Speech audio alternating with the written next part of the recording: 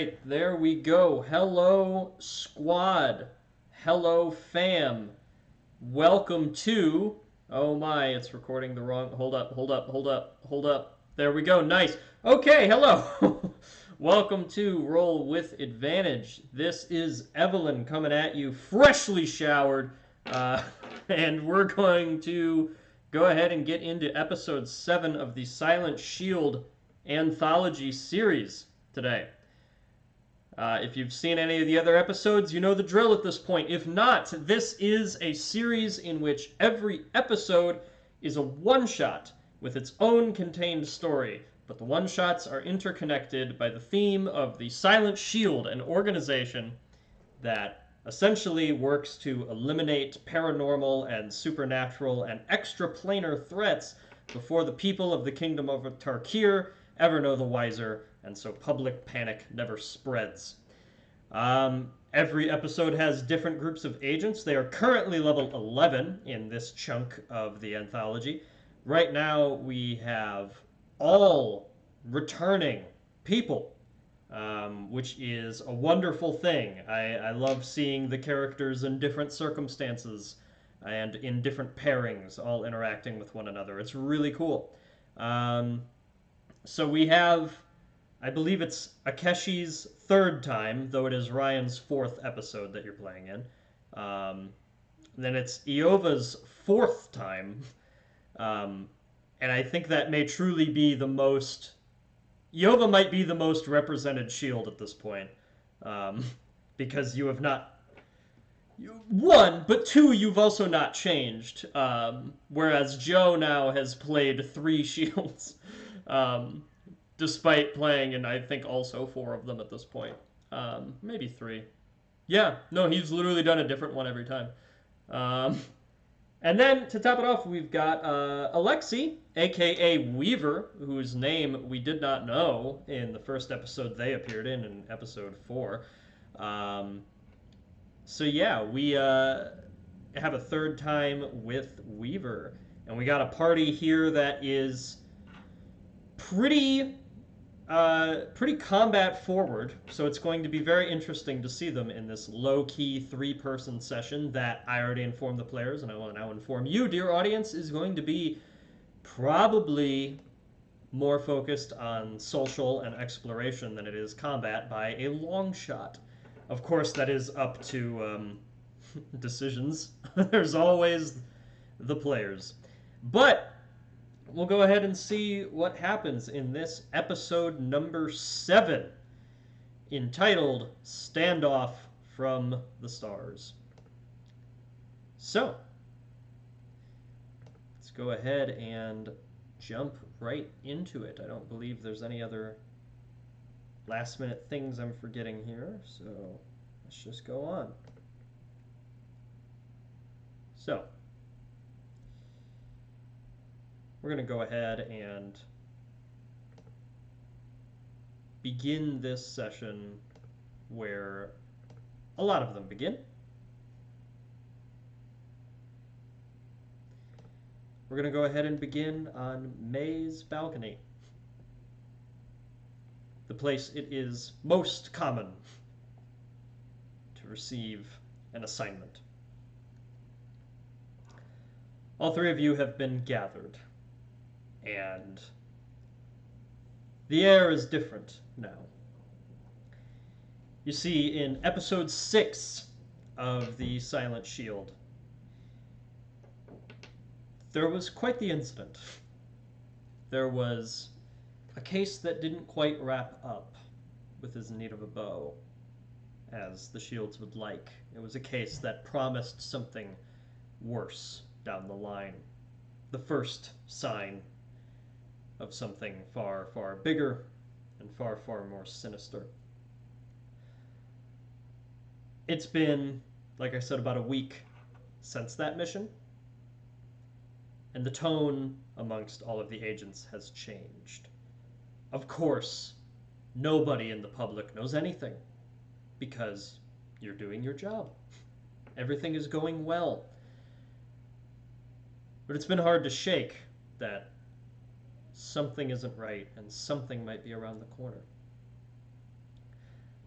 Interestingly enough, we have two shields, Weaver and Reach, that were on this mission, that were in last episode, and saw the signs that House Markle may be returning, that an undead uprising may happen, that the safe boundaries between the material plane and others, the surface and the Underdark, and even this plane and eternal darkness might be starting to fray.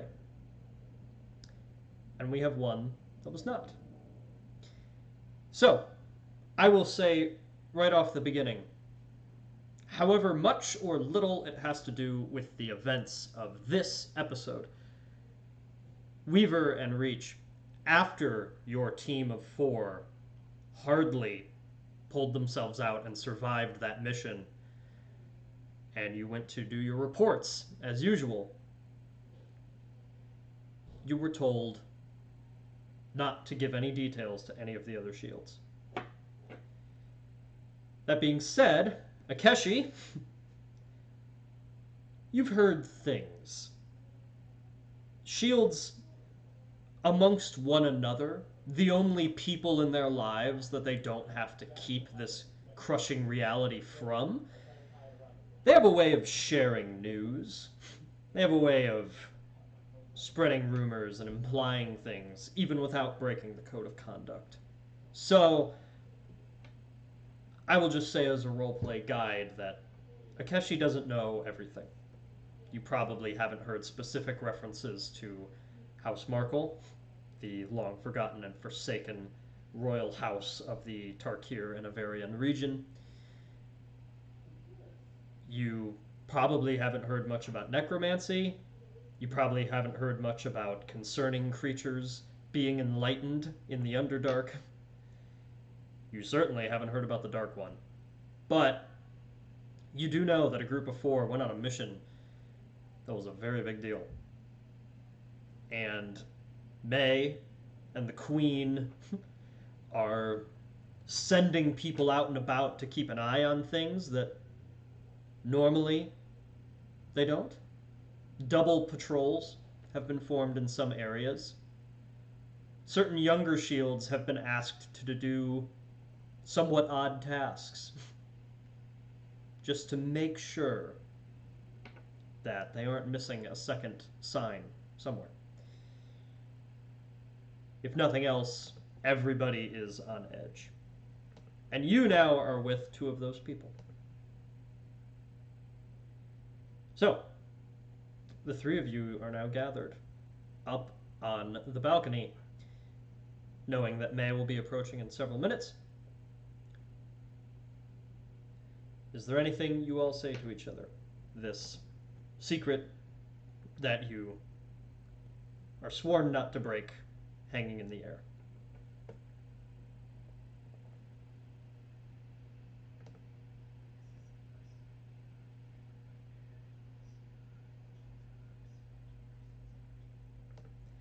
Probably since the mission, yeah. Or you mean since episode 4 or 6?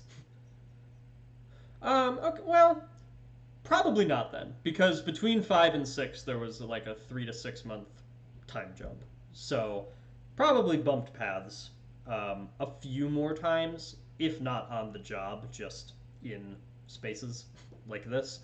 But certainly I would say this is the first time any of you have seen Akeshi since that job last week.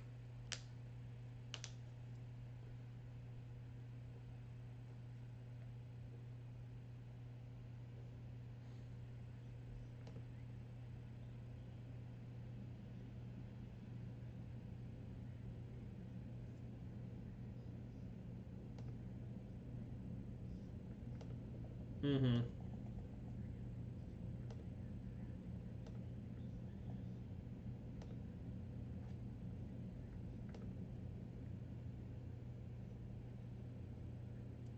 Right, right.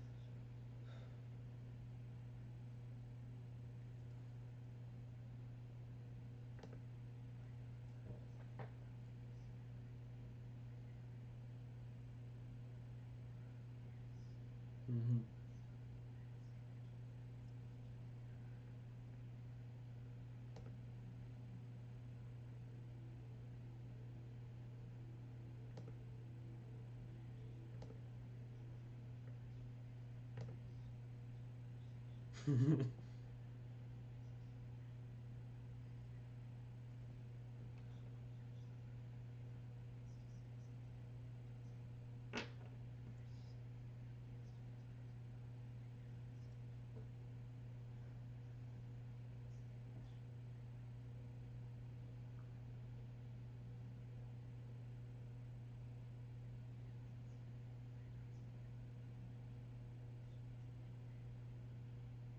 Yeah.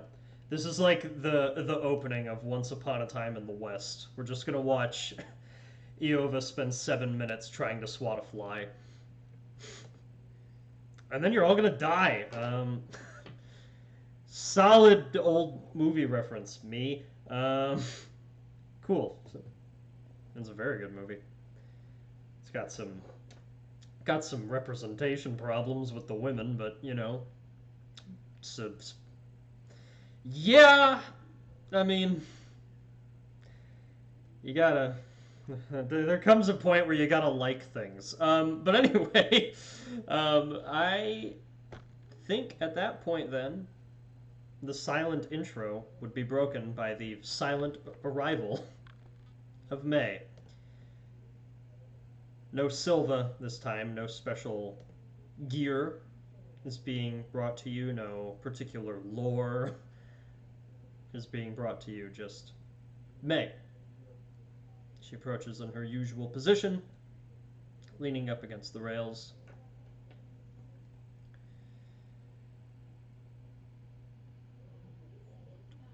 I want to begin simply by saying that whatever you encounter on this mission,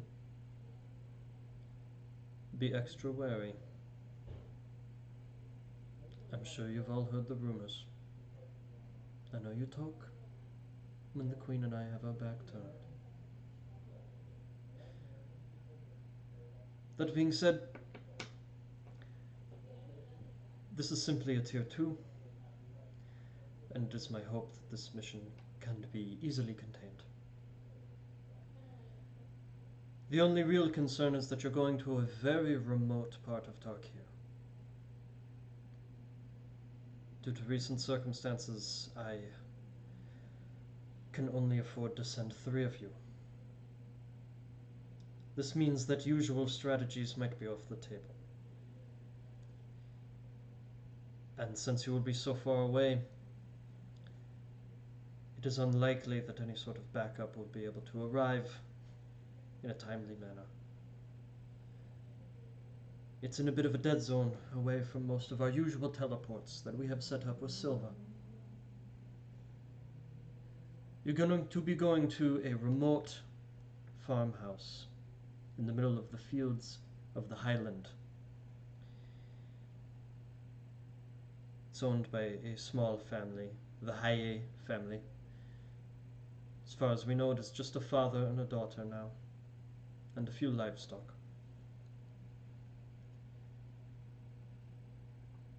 One of our other shields, codename Contact, has received a strange vision from that area. It may mean nothing, but Contact is known to have a bit of a connection with extraplanar arrivals.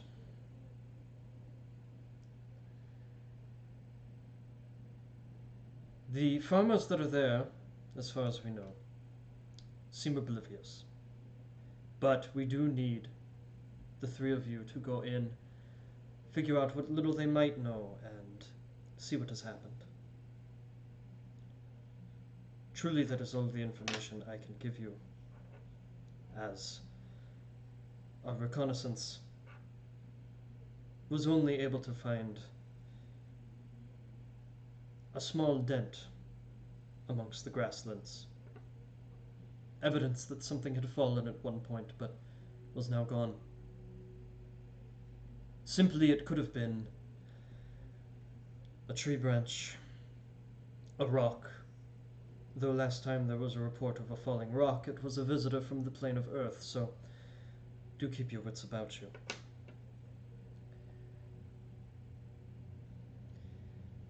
In order to get there, you would teleport to our nearest destination, and it would be a 2 days ride by carriage. We'll have that organized with one of our contacts. 3 minutes. Any questions?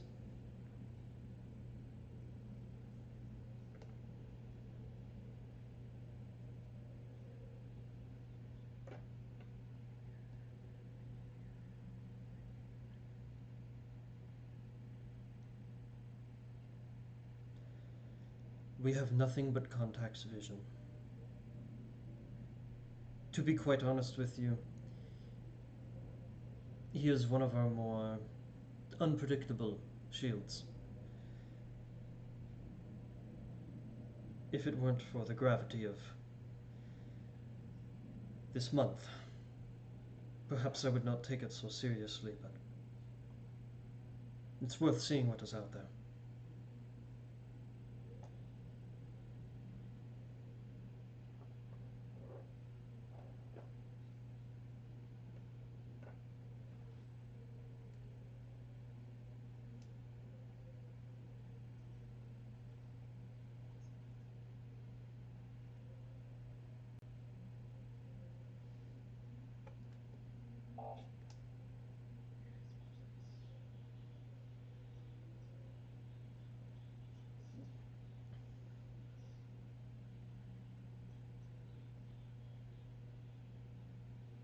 Well, it is very unlikely that there will be any eyewitnesses besides the 2 farmers. If they are, usual strategies, non-violent removal or encouragement of memory changing.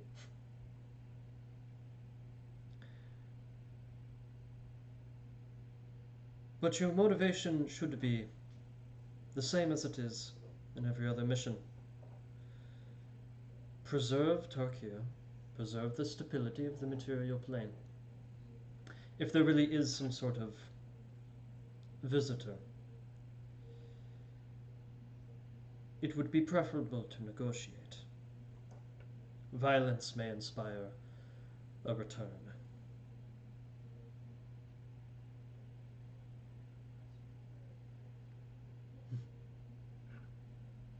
Surely.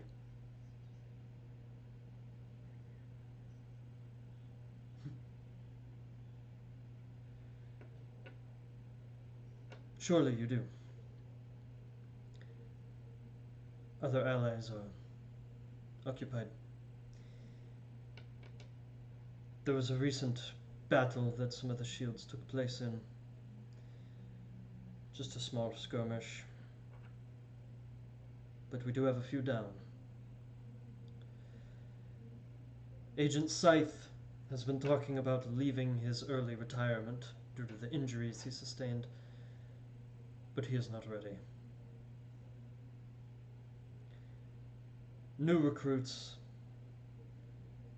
they are being put to simpler tasks. Truly, I wish I could send someone. But 3 is what we must make do with you.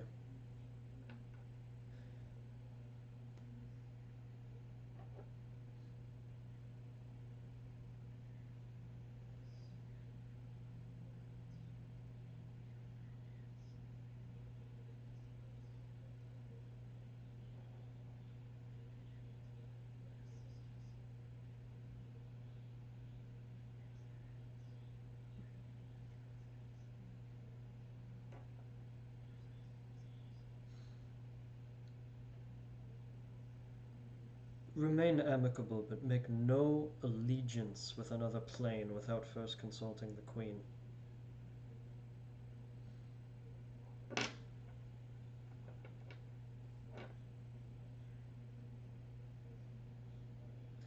One more minute.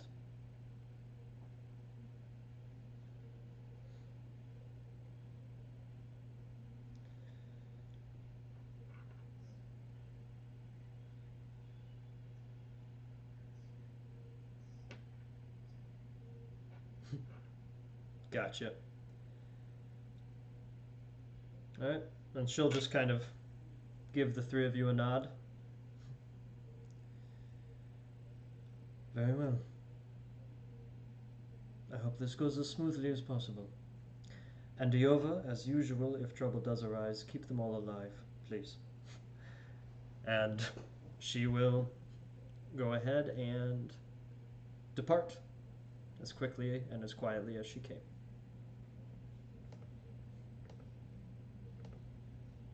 With that, there is no immediate concern other than to start heading out to the High farmstead, which I will spell here real quick for those that wish to see that.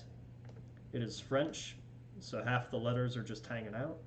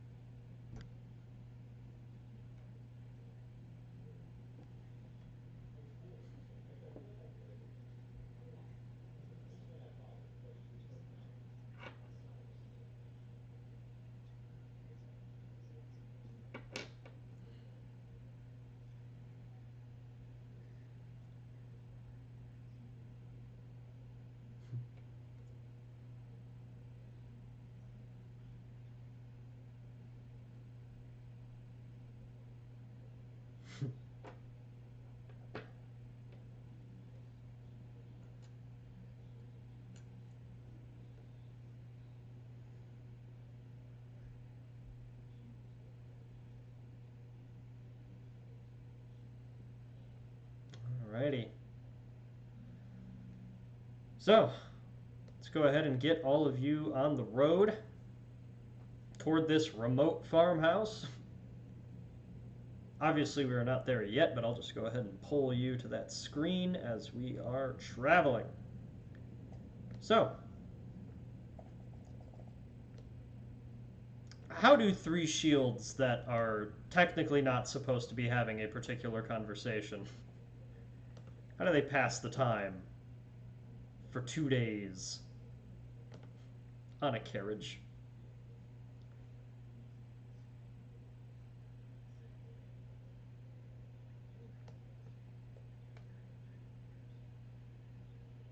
Mm-hmm. Yeah. I mean, low tones, he won't hear anything.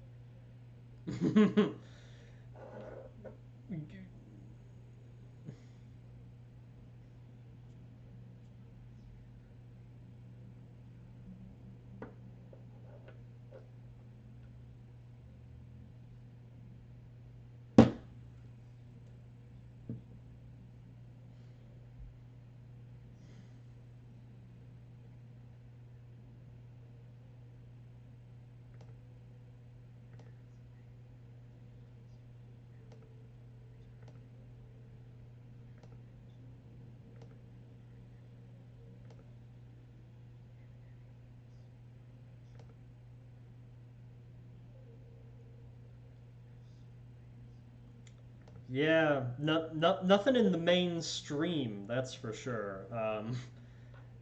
The times that any reference specifically to this entity has been found in the main campaigns here on RWA, it's been in very particular circumstances and quite buried.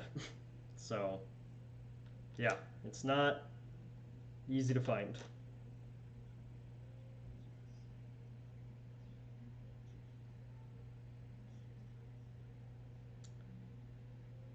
Roll an insight check on the past on the Queen Omen.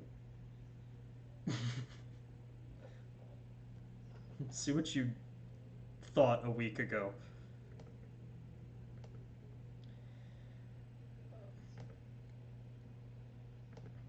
Alright, with an 11, Queen Omen, founder of the Silent Shield, is, of course, stone-faced and a wonderful keeper of secrets and a beacon of strength and power in the kingdom. And whatever conclusion you could reach is probably the one that she wants you to reach. So with an 11, we'll just say that Weaver went to bed that night completely unsure.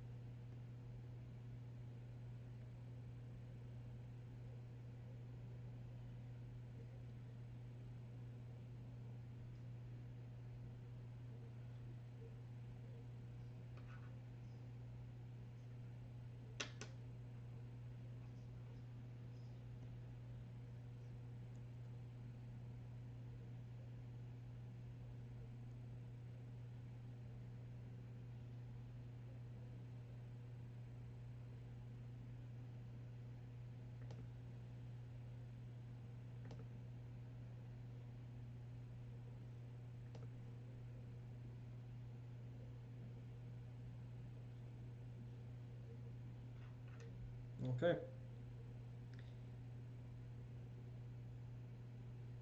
Carriage ride would just continue on from there for quite some time. And then for a whole nother day. With that all in the air.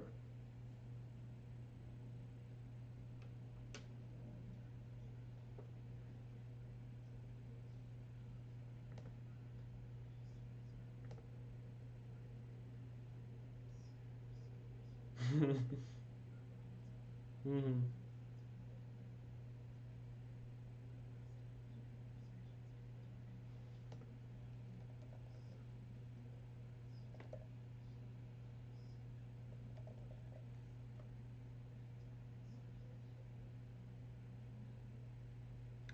That is certainly good. Because, yeah, there's definitely some time to kill. And in a way, as close as a lot of the shields become in the heat of a mission and talking about it afterwards, as much as you, for the most part, could always lean on one another and trust one another with big secrets, just kind of hanging out is a little awkward. It's kind of like when your favorite professor is just you just like imagine if you were just on a bench with them for like half an hour in a normal non-school situation. Like it's just a little strange, especially with all of the tension hanging in the air, but you really can only worry about something that you don't understand for so long. And eventually the quiet and remoteness of the highlands that you were headed into begins to clear the mind. There's not constant input like there is in Verdolka. You're not in the heat of a mission like you usually are, where everything suddenly goes mad and frenetic and it's over in 15 minutes. You're just going and going and going. And for some of you, this might be the first time that you really get a sense of how big this kingdom is. When you're not just teleporting from city to city, it just goes and goes. And there are so few people out here. There's hardly any animals in some places, as most of them spend the majority of their daylight hours in the trees, resting or hiding. Eventually, you all get to that farmstead. Your carriage rider will happily turn back. You're accompanied by birdsong of the late summer as you all head forward. So, you know that nearby there was a spot where it looked like something had fallen at some point. And you also know that you should at least check in on the farmstead and see what they might know. And that you should probably do so under some sort of pretense, so you're not just mysterious investigators from a city that's like 2 weeks of normal travel away. The question is, which would you like to do first?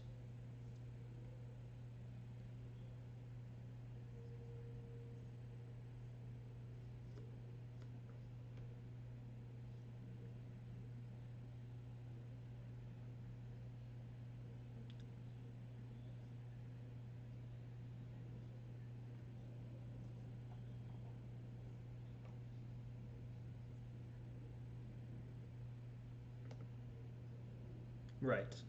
Okay. Sound reasoning from Codename Wrath. Um, something about that's a funny sentence. The guy whose name is Wrath is like, well, we should follow the chain of diminishing returns. um, but anyway, yeah. Then he turns into a Norseman. Um, all right, so let's go ahead and investigate that site first. So yeah, you see the farmstead itself, pretty small, just modest cabin. It does look like it's capable of holding more than 2 people, though. That's something that you would all notice right away. It seems like it could have at one point been a family home for upwards of 8 people, maybe 10. And supposedly now it just holds the 2. But you have to find your way out a little bit toward the trees, kind of over a hill and past the main trail in order to find where this landing site, air quotes, is. So, let's go ahead and get you all there. So, as you all approach this area, kind of scanning, not knowing exactly what you're all looking for, I'd like everybody to make either perception or investigation, depending on what your character is trying to do. Just glance around and survey the whole area and see if anything sticks out. That would be perception, or using one of your other senses, if you would like. Or investigation, which is specifically looking for scenes in your mind, seeing if you can see where something happened or if something is out of place. If there's a story in the land.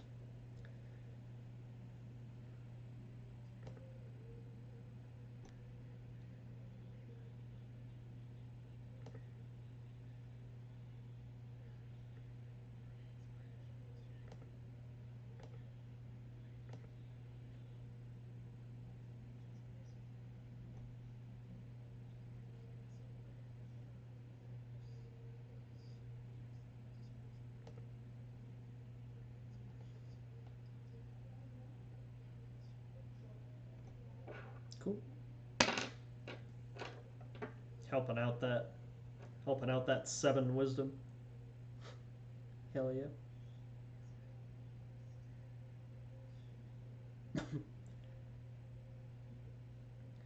Well, with your aid, Iova got the highest number. Iova, for the first time it feels like in your entire life, somebody else ain't telling you about shit. You saw it. You saw something, and you don't even know what to say. This like has hardly ever happened. You've not practiced the words. Like, hey, there's a thing. I'm seeing the thing. um, yeah, yeah. At least there's that. Oh man. But that roll from last episode, man, that was funny. that was wonderful.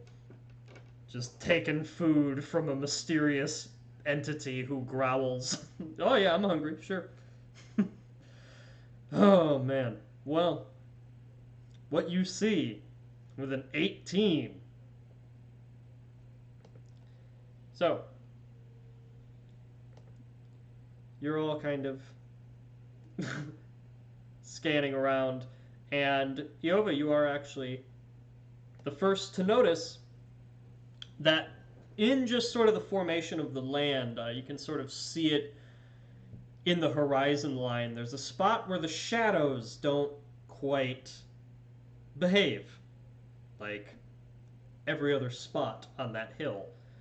And it's with that little catch in your eye that you're able to look a little bit further down, adjust your vision, and you can see that there is, in fact, a dent. It seemed like an odd choice of words when May first said it, but that is kind of what it looks like. It just seems like a spot of the land that got blemished or punctured and resealed or something. But it is certainly a little unnatural. The kind of thing that if you weren't on a mission, you'd notice and go, huh, that's weird, and move on. Alas, you traveled 2 days to look at this dent. So, that's what you see.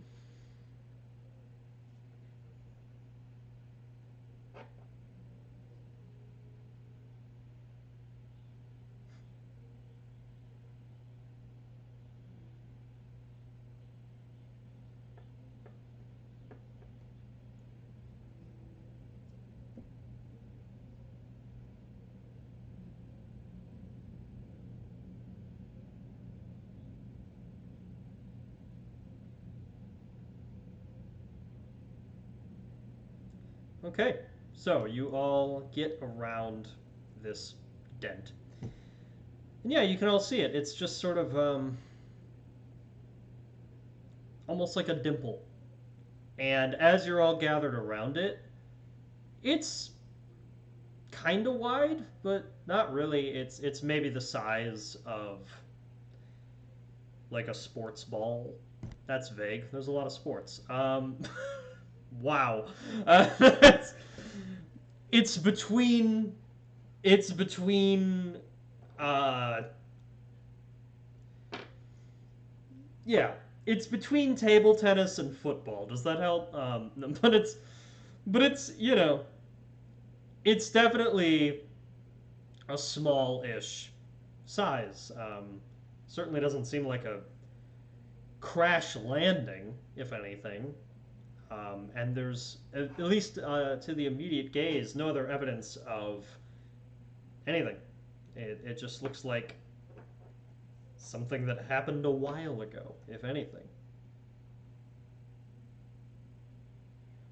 Yes.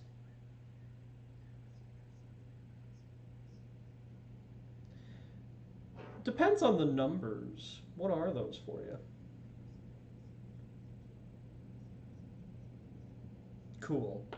So technically, without trying, you were one better than Iova, but you tried. So, yeah, yeah, we'll give her this one. Yeah, yeah. So 20. Okay, passive 20 with investigation. I mean, that's pretty good.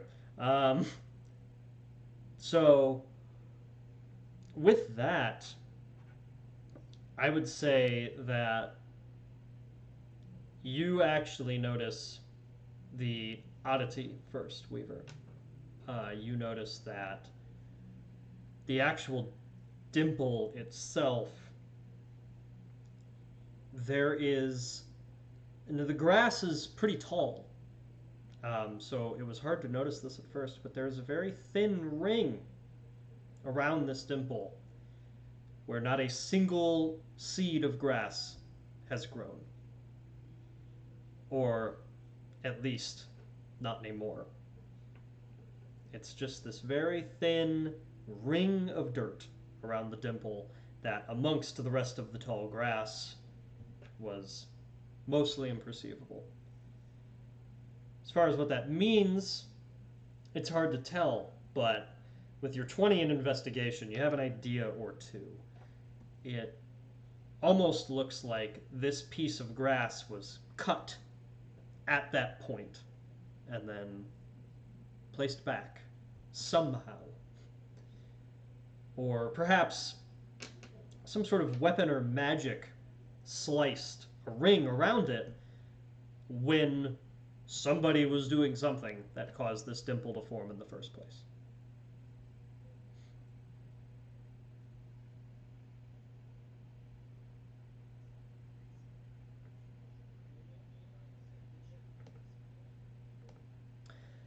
Let's do Arcana for that.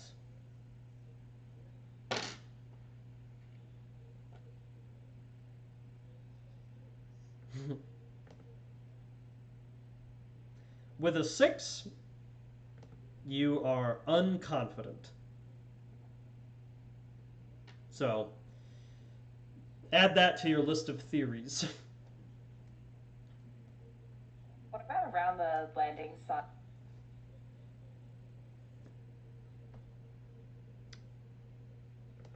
Yeah, okay, so you can look around the general area, and I will also let you have a perceive or investigate depending on your goal.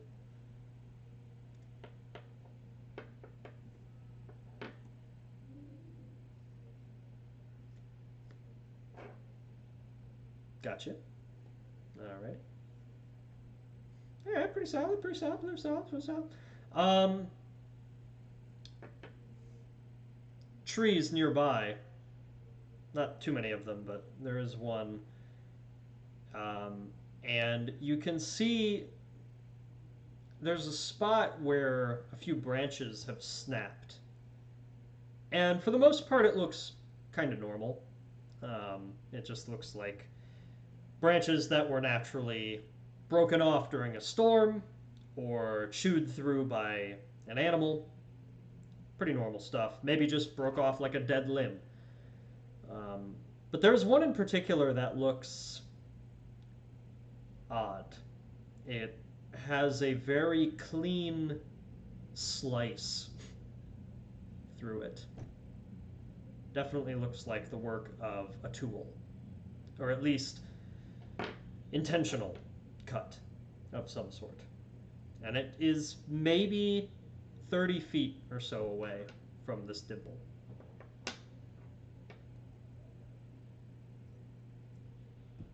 Yeah, just sparse trees that gradually get more dense. If you can kind of imagine, like in the reference art here, you guys are kind of like right next to one of these patches where the trees begin. So there's like those first few that are just kind of sparse, and then another 50 feet in, you're looking at basically just like a chunk of forest.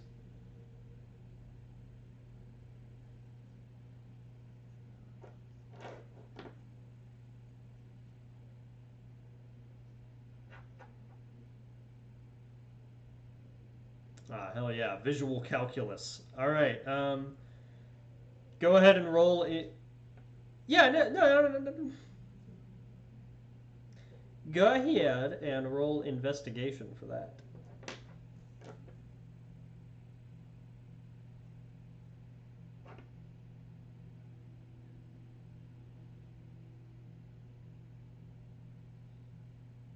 Nice. All right. 17. So it's weird, um, which is a sentence commonly said by DMs, I know, but it's weird. The angle doesn't look like something fell, but if this cut branch and this dimple thing are part of a path, it looks less like something fell and more like something came by, almost horizontally.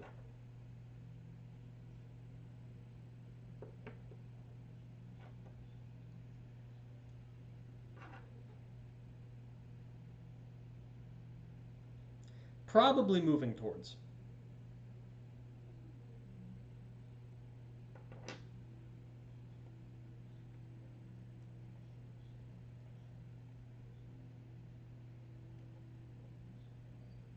Any sort of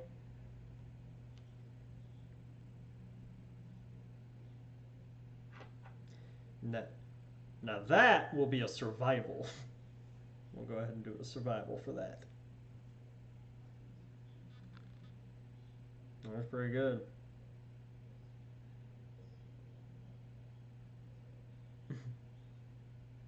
All right. Dirty 21. Solid. So, with your U.S. drinking age, you are able to. We'll come up with names for every number. Um, but, um, but yeah, with a 21, you can see that there are definitely impressions in the grass, more like twisted or flattened blades of grass more so than anything in the dirt. Um, you can also tell with a 21 that there probably were tracks here, um, would have been faint ones that probably are gone now since it's been at least 3 days since something happened here, perhaps longer. But there definitely are impressions in the grass, so you now know that following the pace of them, there was a group. It looks like humanoids. There was a group that ran toward the dimple and then left. Doesn't look like they stayed.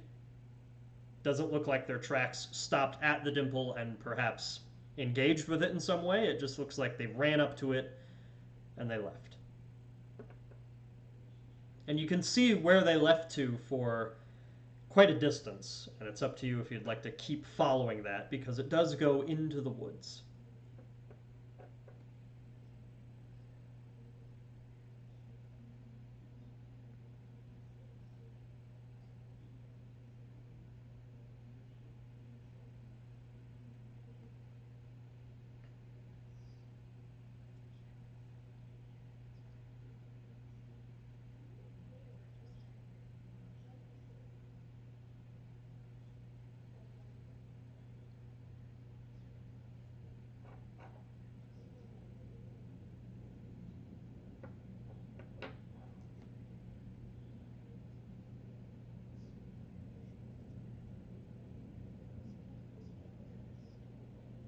Sweet. All right, so all of you can go ahead and follow those tracks with that extra plus 10. Hot damn. Okay. So, is everyone electing to follow?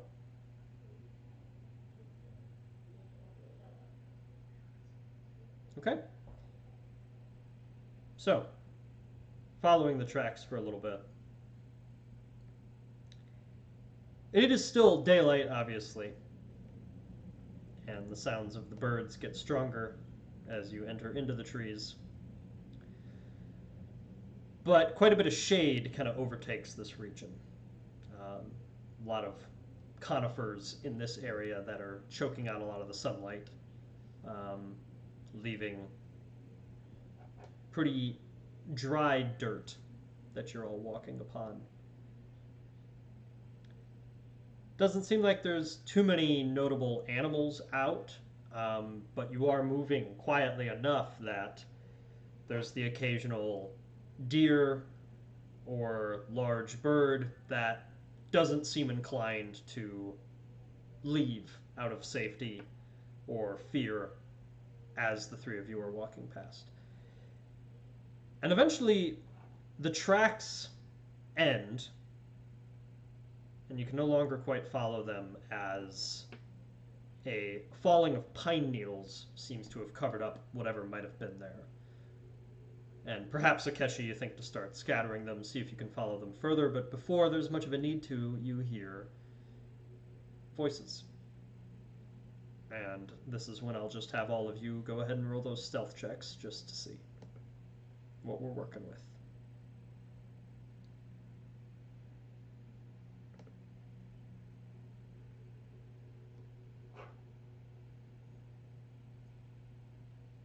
Okay.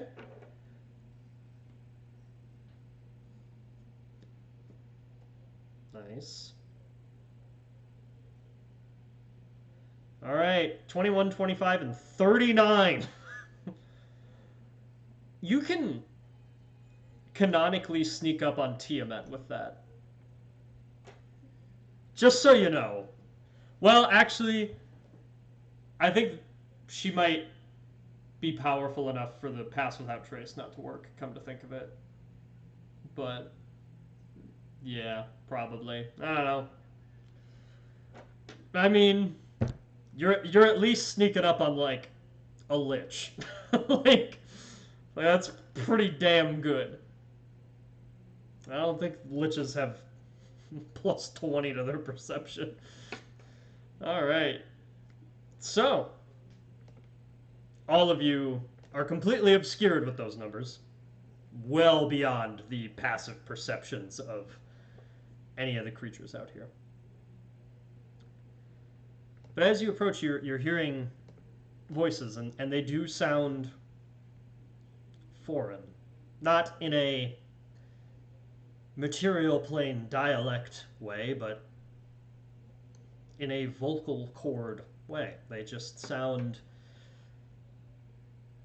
They sound like people from far, far away that are perhaps a rare species of some sort. But as all of you get a little bit closer, you start to realize that the species that these people speaking are might not be of this plane at all. So you can make out some words as they are bantering back and forth to one another. Master Ruzar, we have no choice but to go tonight. They will feed the elders to those things. No, too dangerous. I will not risk what little we have. We must simply find a way back. And as you all round the corner, you see creatures that maybe none of you have seen much in person, but you're all certainly familiar with. Because when you were trained, you were told that this is one of the most common extraplanar creatures that could end up here. These are visitors, or perhaps lost people from the astral sea. You're looking at a group of Githyanki. The green skin, the elongated features and facial hair. Some of them seem to be wearing armor made of strange metals and stones that you can't quite place because perhaps they don't form here. Some of them are adorned in robes and gemstones. And all of you have at least seen Contact, the shield that Connor made way back and played in episode 1 of The Silent Shield. He was a Githyanki, but he kept that fact fairly close to his chest. If any of you hadn't put that together yet, you would at this point, because these creatures all look quite similar. As they are all talking back and forth, they seem to just have a small shroud around them. Not something that's completely obscuring them in any way, but perhaps it's a protective shield, a shelter of some kind. And things seem tense.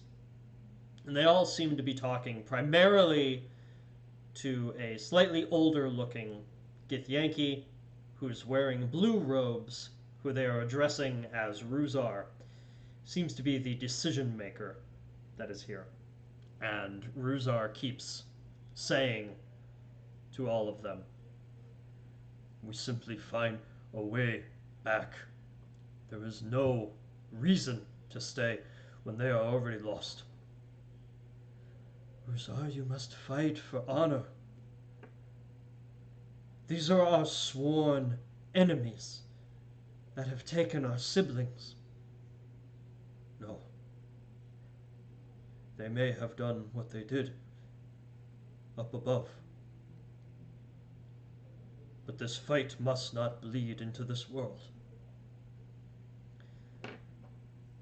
Is there anything any of you are doing in the meantime, as you are completely obscured and observing this?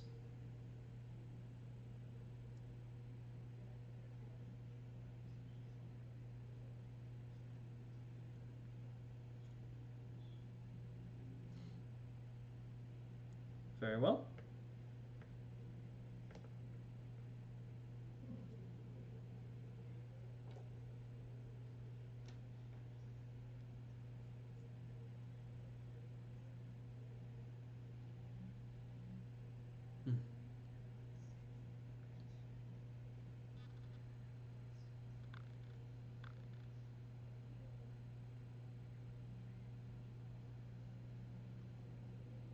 Okay. So you observe the conversation. And the body language is quite interesting. All of them seem very taut and proper, at least to material plane standards. But it's one of those little things. They told you about this in training, but it's one of those little things that you don't piece together much until you see them, that there's an entirely different culture of how to speak, when to speak, how to stand, how to gesture. And it's all just foreign enough that it makes interpreting these creatures difficult. But the words you can follow as they go back and forth. Some of them insisting they do something about those of theirs that have been captured. And Ruzar mostly saying that they should simply find a way to return home. Finally, there's one that speaks up. A younger Githyanki. You see them step forward. What if we reach some sort of bargain? And there's an immediate burst of anger amongst all of them. We do not bargain with such creatures. Such vile things. No. There will be no bargaining. There is rescue or there is defeat. But are we not both trapped? Are we both not lost from home? Can we not work together? And they're talking back and forth a little bit about that, mostly yelling at the younger one.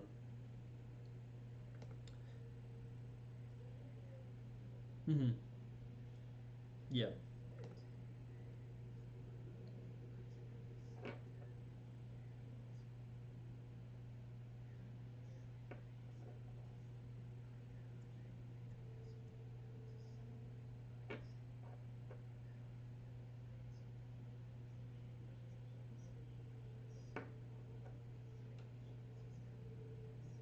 Mm-hmm. Okay. Would you like to approach the sort of veil that they're in at all? Or how would you like to do this?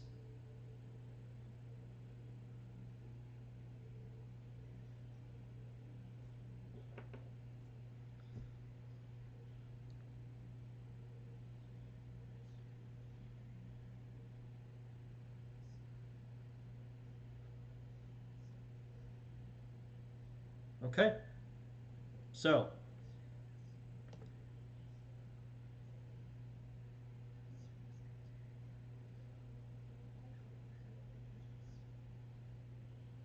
okay.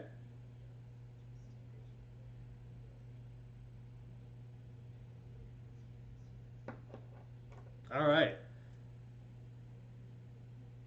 So, you go ahead and take that step forward.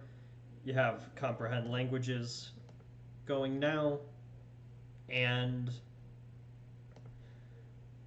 you don't feel anything when you kind of start to make contact with this veil, but it immediately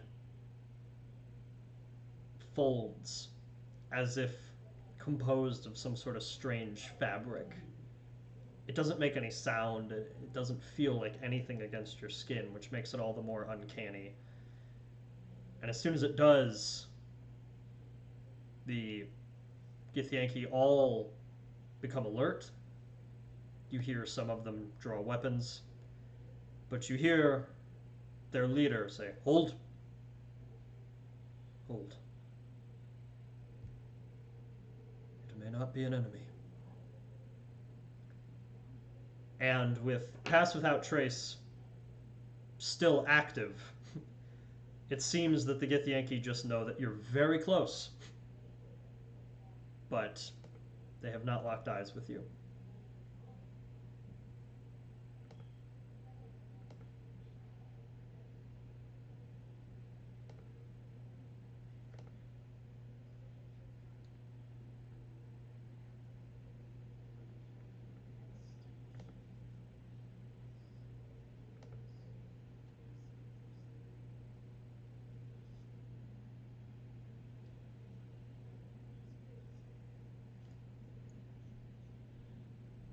Mm-hmm.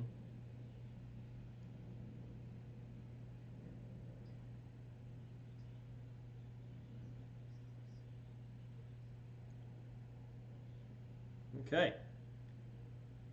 So you do that. And the two of you, Akeshi and Iova, are able to remain in the shadows, ready for Plan B. But Weaver, you step forward, and there's just this breath amongst all the Githyanki. It's not a gasp, it sounds more like a sigh. But they all just and look around, and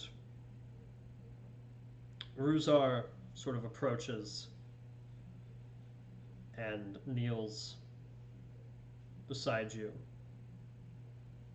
and you can feel his eyes kind of studying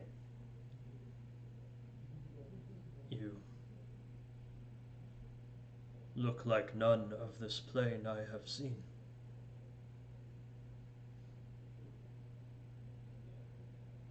Have you seen the stars?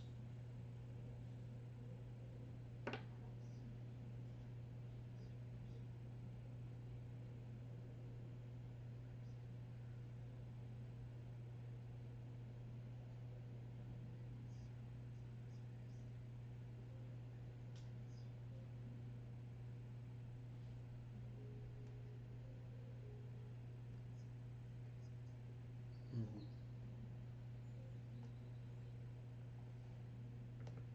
Hmm. And you see Ruzar just raise a hand, flat, open palm, next to you, as if it is some sort of greeting or sign of trust.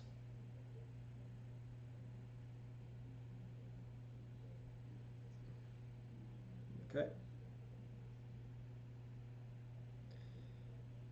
When a second passes, he retracts, stands up, and allows you to stand as well.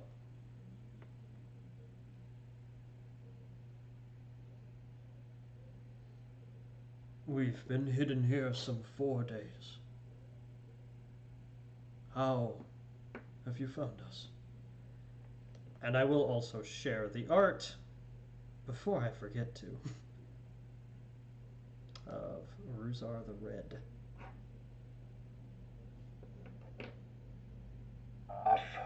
Just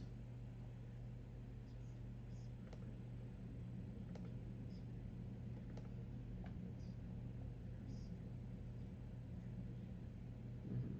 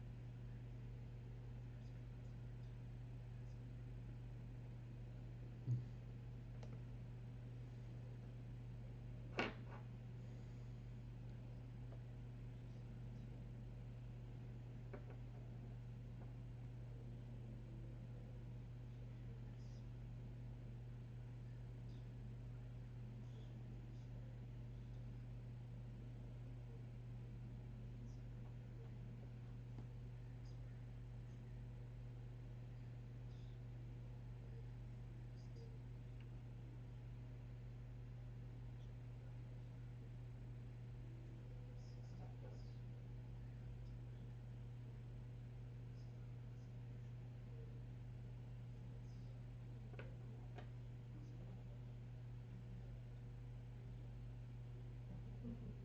And there's some grumblings amongst a few of them, some of the more hot-headed, just, we don't aim to compromise. This is a matter of victory.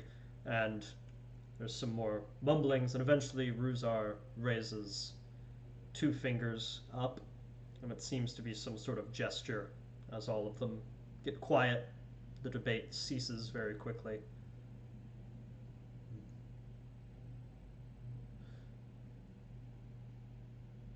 should I share our story with you?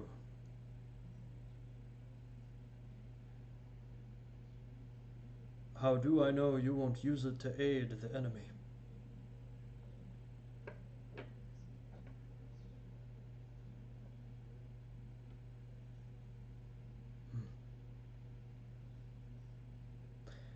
Go ahead and roll persuasion.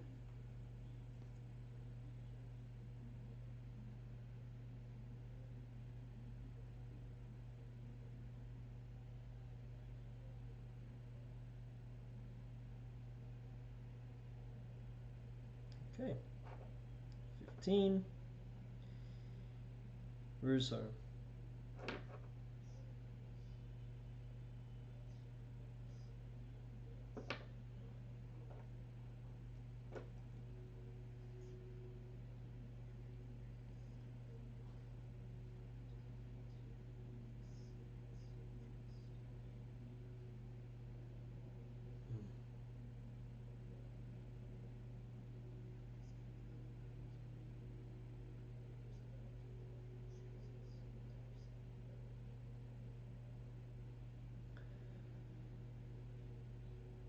You see all of my forces. If you had aid, I wish to see them as well. Then we may speak.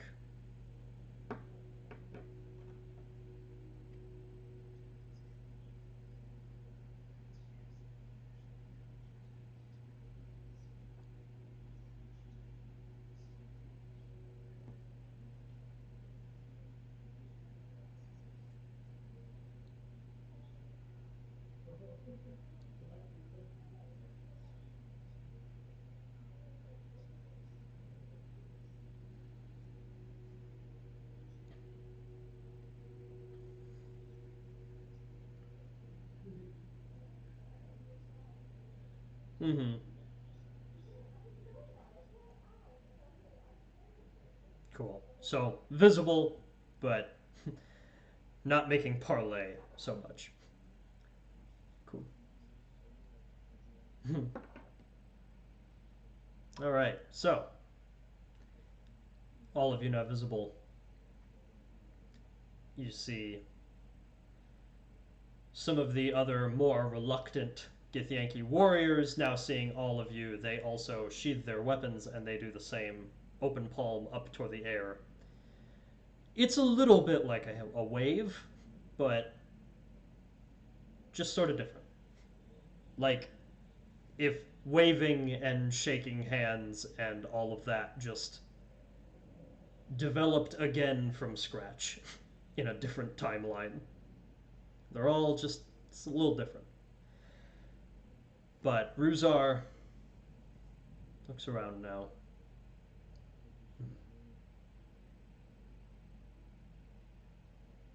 You operate with no leader, you say?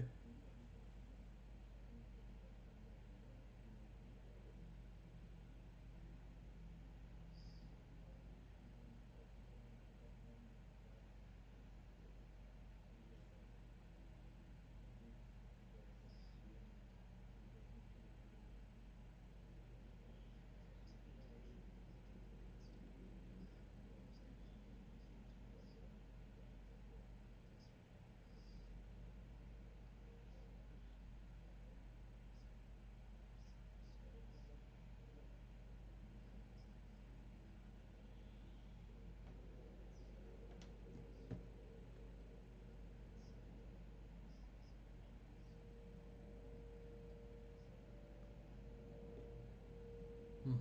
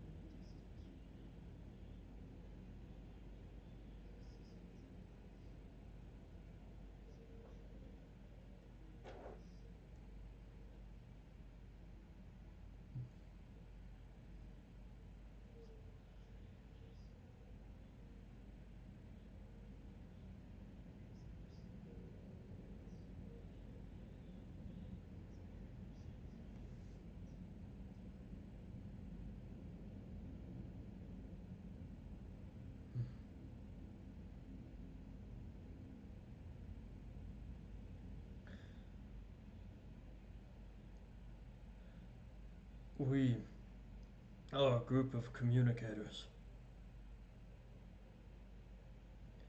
Most of my kind only know our native language, but we have learned a more universal one. In order to be able to speak to people from all around.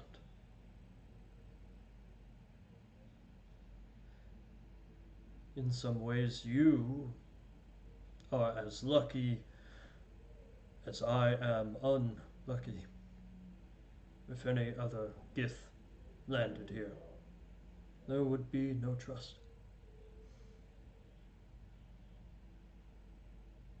But I have seen what the stars have to offer. And though this is my first time in this world, I must conclude that it contains the same multitude. And Ruzar glances amongst the others. And there's a brief moment where he just holds his head up, sort of almost gesturing with the point of his chin. And there is a series of strange gestures, like touching of elbow, pointing of chin, hand to the side of the face amongst everybody else, as if there's some sort of quick signed conversation or vote or agreement or something happening between all of them. And Ruzar turns back. Yes, what's up?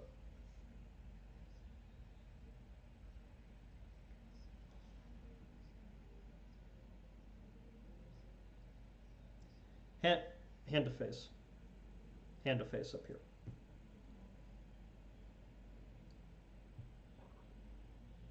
Hand to face right here.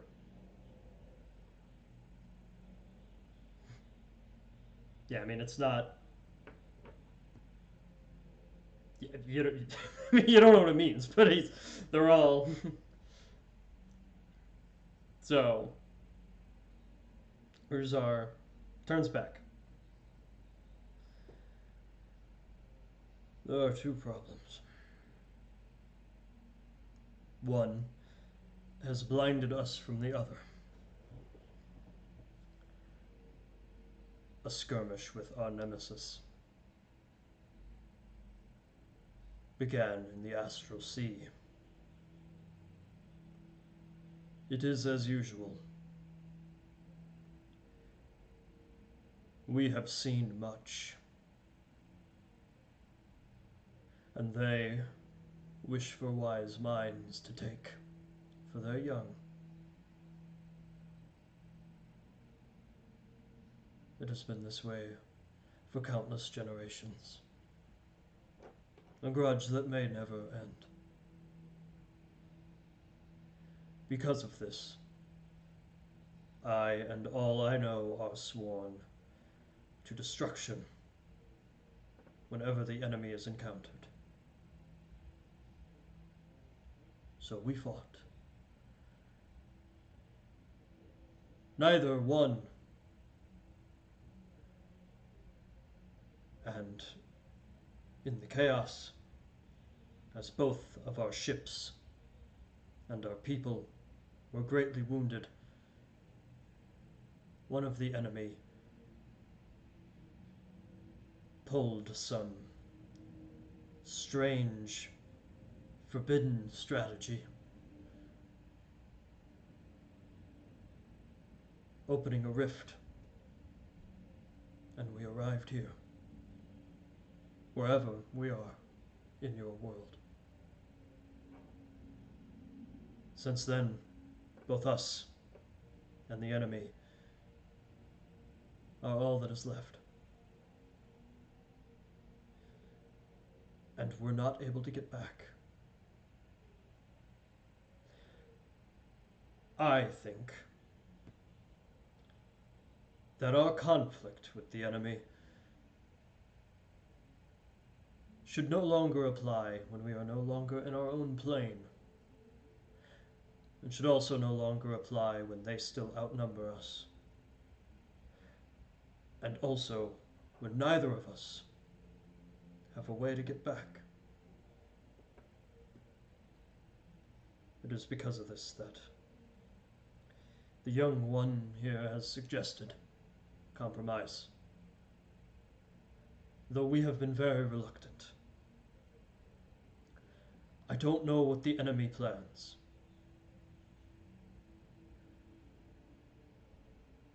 But yesterday, at nightfall, they broke the silence. Without negotiation of any kind, they ambushed. They managed to get away with our two eldest. The older, the more valuable to them. The more knowledge they can seep. They are in holding somewhere, wherever they landed. We don't know what their plan is. Perhaps it is simply to feed their young. Perhaps it is to leave this plane, to fix their ship. Regardless, those are our two problems. We wish to get our elders back through any means necessary. But even if we do, we and they are stuck. And this conflict bleeds into your world. Most of all, I fear that if we do not return soon, allies of both of our sides will arrive.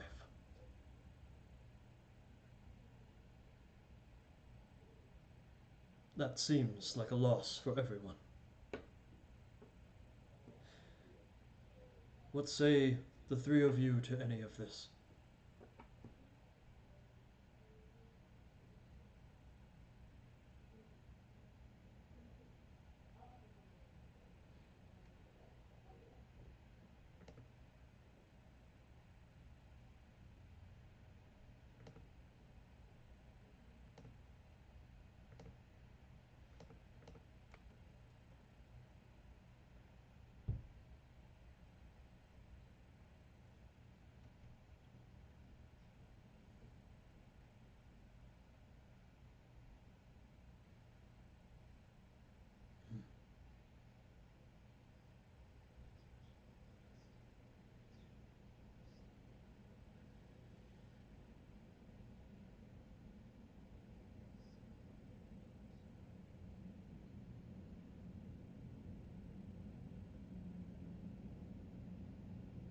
I am under oath of mind not to speak their name with any honor.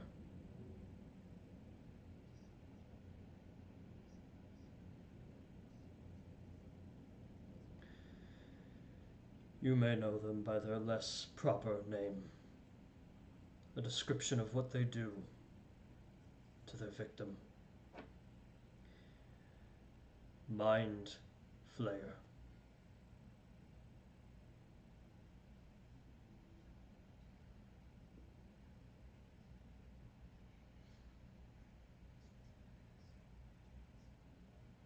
And I will say, as the DM, textbook shield monster, you would all know what that is. That is like a top 5 potential threat. So, no question there.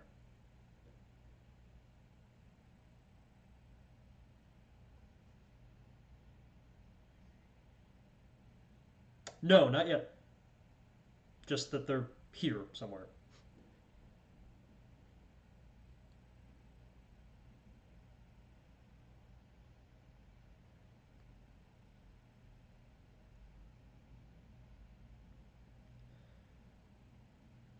Their ship, before it was entirely broken,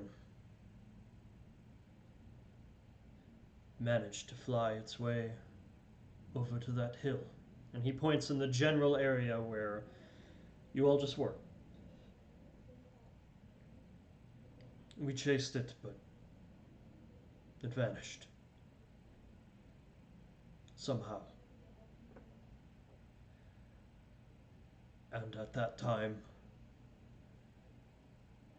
we heard others of your kind beginning to raise alarm. So we left. Thinking it best not to be seen by more people without knowing what side they were on.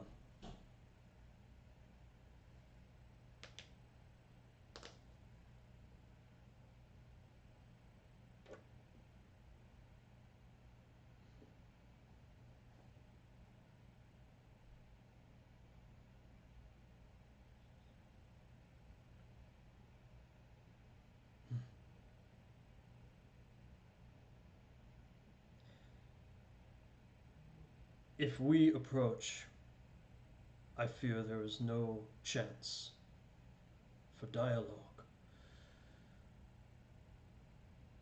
It is simply not in either of our history. But if the three of you unlikely allies are able to determine what they want, and if they have any plan of return, then perhaps something can be attained.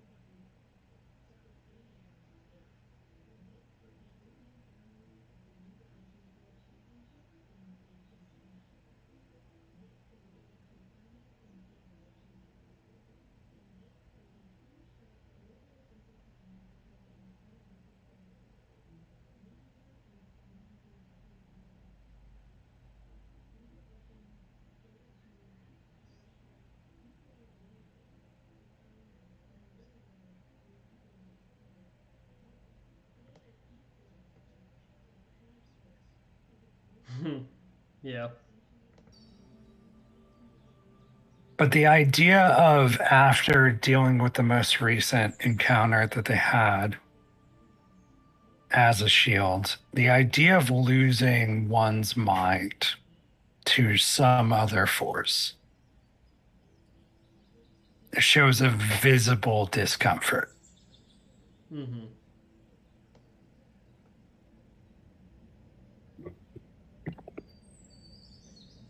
Alrighty. Anything else that the group says to them?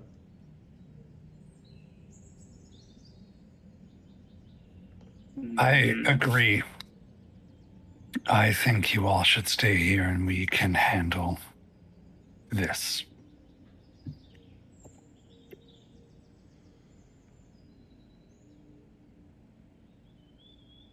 Then, when we speak again,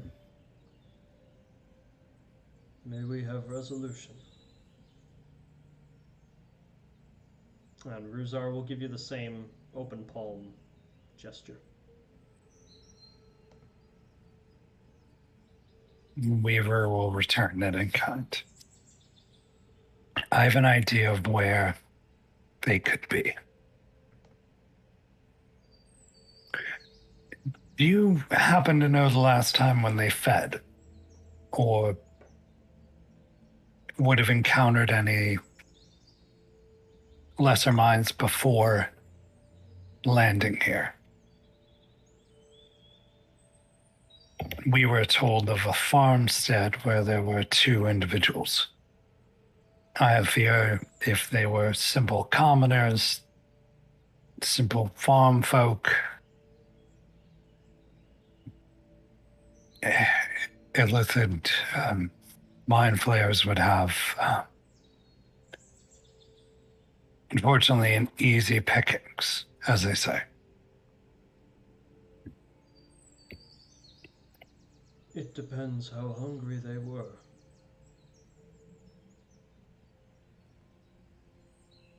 Well, I hope for all of our sake they were not famished.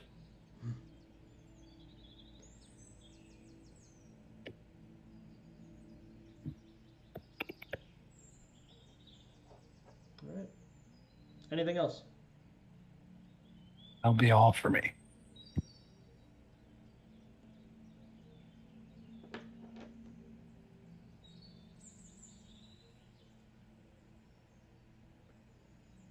Alrighty. Okay then. So all of you can leave the Githyanki here. They will go ahead and set up their little veil thing again, just in case anybody approaches.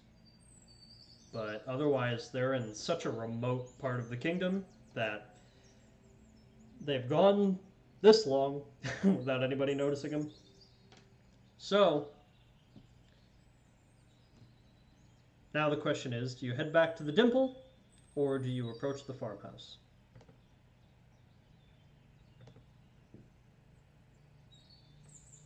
I think once we're far enough away from the Githyanki, I think we need to have a team meeting about plan here. That's fair. Agreed. All right, let's do that then. As you guys are at the edge of the woods before you open up into the grasslands again. What's everyone thinking about this?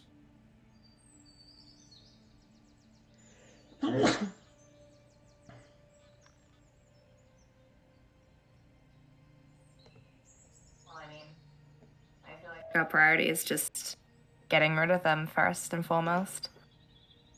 And if these things are trapped right, then I'm sure they don't exactly want to stay here. So, we have that in our favor as well. We just find a way to make it clear that we're just trying to get them off this place, and then hopefully things follow suit, right? I'm not sure how prone to reason these things are going to be, especially if we're trying to get everyone out of here. I don't know how much choice they have, right? If they can't get out, they need assistance somewhere.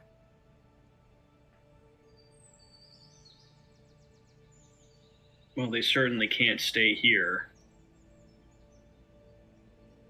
So I guess the question is, if we're unable to negotiate, what's plan B?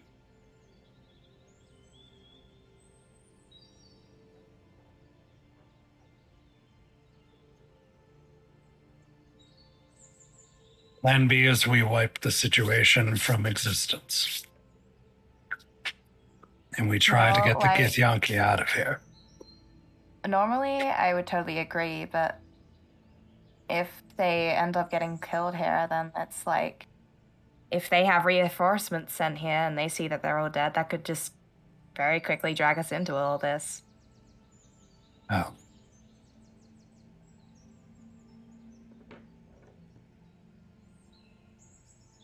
I see your point. So either they agree willingly, or we just, force them into agreeing, right?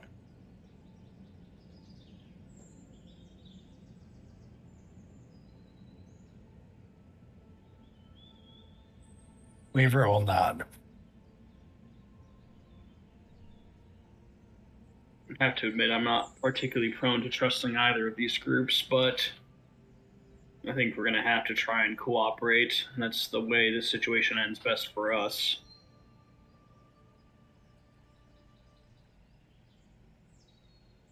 Honestly, as I said before, we need as many allies as we can get.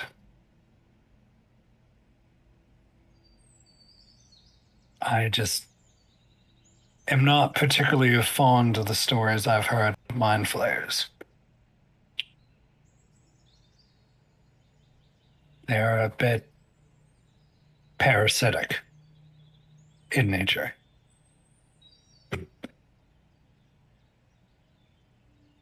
I mean, I don't know about you guys, but I've got a steel trap up here and just kind of like tap on her forehead.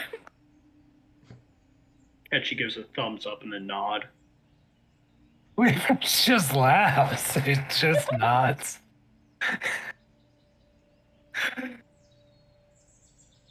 Honestly, the only thing more steel than your trap is your fist. Or weapon, rather. And he'll laugh and just shake his head. What a perfect pairing, the three of us, to deal with this. So what do we think is going on with this ship? Invisibility. Someone would notice something as big as that. You know, I would think some kind of cloaking, some kind of thing that would get it out. Or disguise it, I guess. You got anything for that, Weaver?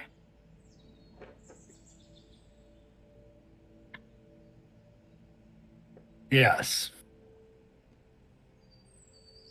I do.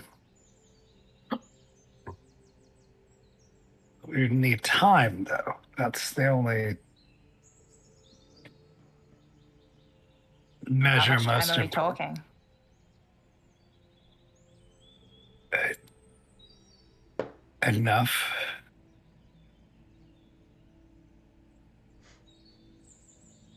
You want to give a rough number? Yeah, should we just like get started with this rather than ask questions about it? I don't really know what the go is here. I'm not so much in with like the magic woo side of things, you know? Yes.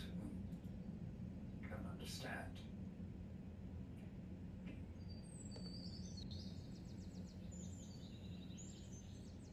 Very well.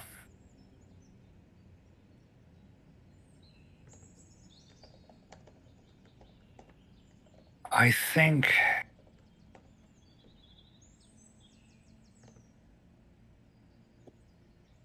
honestly, I think this is a bit beyond me.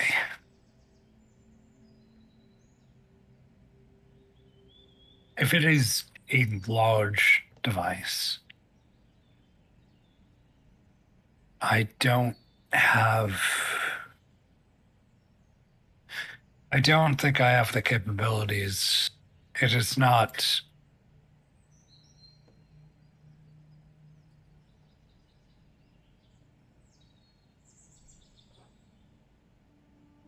I can create images.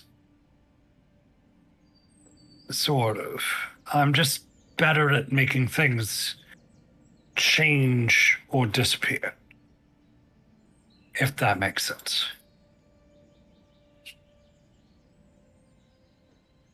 I could change Iova into a dinosaur, if you wish. Oh, shit. But I can't make a ship. I don't think that I have it in my capabilities to make a ship disappear.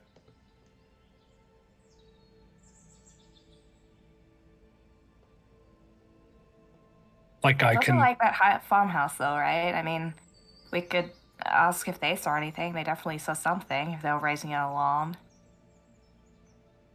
Maybe they can give us directions, right? I mean, as I've said, I feel as though they've been compromised. Because The Gith don't know where the mind flayers went. The mind flayers hunt on instinct, or at least would. If the hill was as close as it seems to the farmhouse, depending on how much time being invisible the Githyanki had, my apologies, the mind flayers had, that would be their first stop.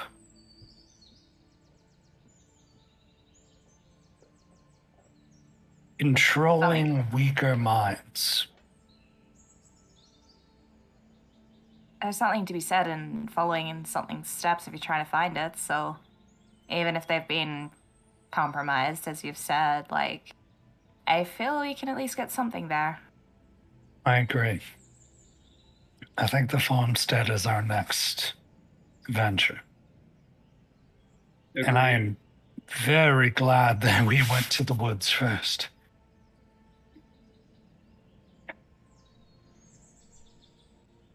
All right. Yeah. Let's go ahead and pop over to the farmhouse then, if that is the consensus. I like out of character for a second. So was Weaver being asked to cloak the ship into something or making the ship disappear? What? I mean, very much the opposite of that. I was just like, complete opposite. can you find this thing if it's disappeared? I heard the complete opposite of that. Wow. That is on my eardrums. My apologies. Yes, Weaver would be able to figure out a way of finding it. Big nest. By the way, I think we're still going to the Homestead first, right? Yes, exactly. All right. I do not know why. I was like, yeah, so Weaver's going to make a ship disappear. Sure. Don't know why I thought that. The issue is no one's found it. Yep. Don't know. I don't know. I had the idea of like when we do find it, making it unseen when we make it go somewhere else. No, you're playing 5D chess there. You want to Always trick the Gith into thinking that it disappeared while also somehow getting the mind flayers to not notice that you're tricking the Gith because they still need the ship, and then everybody leaves. Hell yeah. I'm just over here playing checkers. That's what I was thinking. It's just like, how can we get them all into working together without making them realize they're working together? Put a wall. I'm over Split here the ship in half. Like, you stay on this side, you stay on this side, and you can beef it out when you're back in the astral. Yeah, we pull a Solomon and we cut the ship in half, and whoever says no, that's who we give the ship to. I don't think that's nope. Nope. Love him. I think that would apply if each they of their both sides. said they Don't owned worry the about it. ship. It's in the Bible. Man. Clearly, it's the right answer. Yeah, what's the property rights, Evelyn, of the ship? Like, how are we like? What's the deed look like? Well, what that deed? Whose name is it under? Presumably, an Illithid made it. Oh, Is there any proof? That's presumably. Is there any proof of that? Yeah, where's the paperwork? Yeah, where's the deed of We sale? want the receipts. Did Well, they you buy guys it haven't on found discount? it yet. God damn, you're asking It's all these okay. questions. I'm trying to figure out a way to make it invisible without Well, having to why find don't it. you know what we can do? We can figure that out in the game. We can Why would we do that? Can talk to NPCs. We can. Maybe Not we fair. don't- This is all we need. Or we just talk to you, Evelyn. Everyone knows that D&D is not about the journey; it's only the destination. Yeah, exactly. I don't. And play- talking about how getting to the destination you're going to do it. don't When play I watch D&D Lord of the to get Rings, I grilled. just watched the last 5 minutes. Honestly, I only read the last pages of books. That's all you need. There's so The many end. books that way. Just the dedication page. Anyhow, Okay. It's all about. All right. I'm gonna mute myself. Let's go to the Homestead. Let's go to the remote farmhouse. Hi, farmstead home. What Okay. kind of animals we're talking? They have sheep. So wait, who has the goats, deed to the chickens. farmstead, though? Holy shit. Oh, I didn't even begin again, and we got 3 more questions. You know, we can just play the game. We could just learn it in the game. We could just. But the farmstead's deed is under whose name? Okay.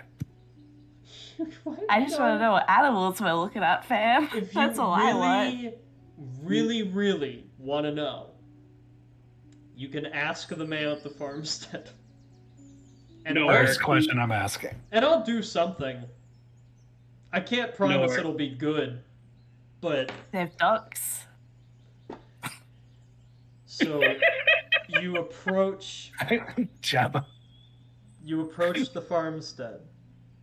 And what I was going to say next is the kind of livestock there is.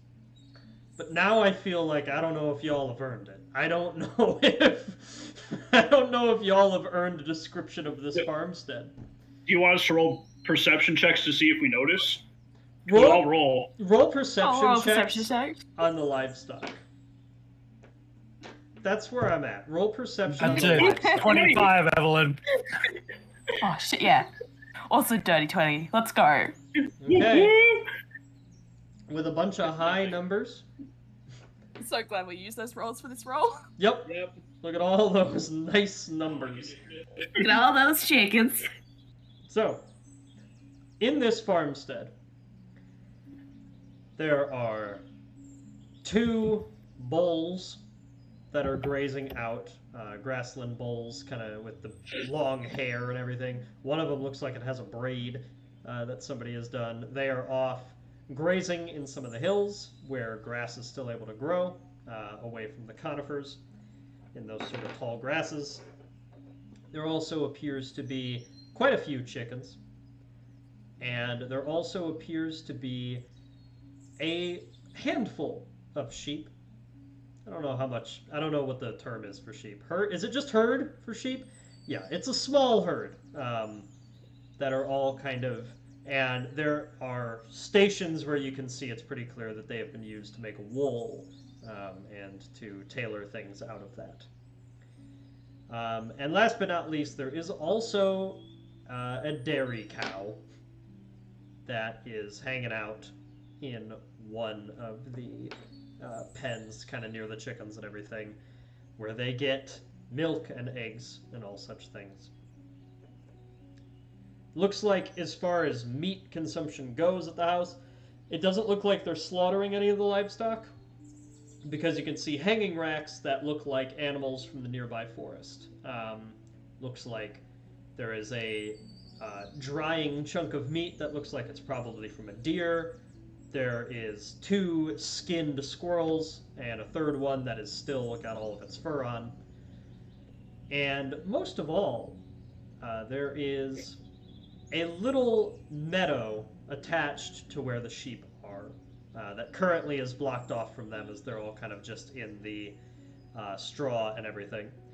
But yeah, it looks like there's also a small floral garden of some sort. That's the farm. Good job on your perception rolls. It was so worth it. Worth it. So, Best thing in this whole section. Can I roll a perception check to see what flowers there are in the garden? no, I can just tell you. Nice. Mostly hydrangeas, but there is also a little bit of dandelion, lilac, and Cecilia plants. Yeah. Also known as the Little Cecilies by Tyr. So, I knock. all right. Akeshi knocks, sparing but a glance at the bulls and then deciding to get on with business because he needs to know what the deed to this house looks like. Yep. So you go ahead, you get in, you knock, and you hear audibly in the kitchen, well, who could that be? Like, just like muffled through the door. Just this confused older man who seems to be, just from his voice, you can tell he's meek and gentle spirited. And it occurs to you, Akeshi, as you knocked, that, like, probably been a while since somebody knocked on this door. Like, that's actually a somewhat reasonable response. But the man approaches, walking not with a limp, but with the sort of stride of somebody who is very worn out from a day's work already in the mid-afternoon. And he walks up, opens the door, and oh, well, we have quite the visitors here. I'm not sure there's much I can offer at this little place, but is there anything you would like from little old Jacot? And I will share the art of Jacot Hayé with his scarf and his gray beard. Nice. Looks good. But yeah, he's just kind of looking at the group of you, the two of you, still a little bit more far back, analyzing flowers and sheep. And he's just kind of looking at Akeshi, just politely confused. Hi, friend. Sorry to bother you. We were investigating a recent disturbance that we heard about here, and we heard that there was quite a commotion that took place near here, and was just curious if you could provide us with any information. Oh, well, you must be from the guard all the way in Vitrone. Well, curious of you to come all the way out here. Frankly, I didn't expect much help. Weaver will walk up and say, well, you just find that we were out in the woods a great while, and we heard the boom bam and got sent over here to go figure it out. And he's going to have disguised himself as kind of like a ranger type. Love you saying that second. Yeah. Oh, absolutely. A wonderful 10 I'm seconds burying the lead. So, he just, well, from Vitrone indeed. And Weaver, you don't quite know what that comment means, but it seems like your disguise is working. Yeah, I get the connotation of it, yeah. And he just, well, all I can really say is that there was a crash and some yelling, but I haven't been able to find anything. I'll tell you what, though, my daughter might know a little bit more. She isn't able to help too much on the farm anymore, so I spend all day working, and you just happened to catch me during a meal break, but perhaps she's kept a bit of an eye on it. Amicia? We have some visitors? And you hear the same confusion from upstairs, just, visitors? Well, who would... Okay. And she's kind of making her way down, and you all see the shy and kind of suspicious stare of a younger, kind of late teens, early 20s human girl as she comes down. Just, oh, hello? Welcome to our little farmstead. And I'll also go ahead and share the art of Amicia.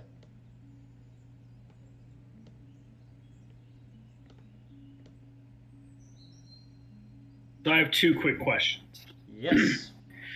One, given the size of this farm and the amount of livestock, does this seem like something that one person could really do all this work by themselves, reasonably? It would be great to have help. It's technically possible, maybe, but, like, yeah, it's rough.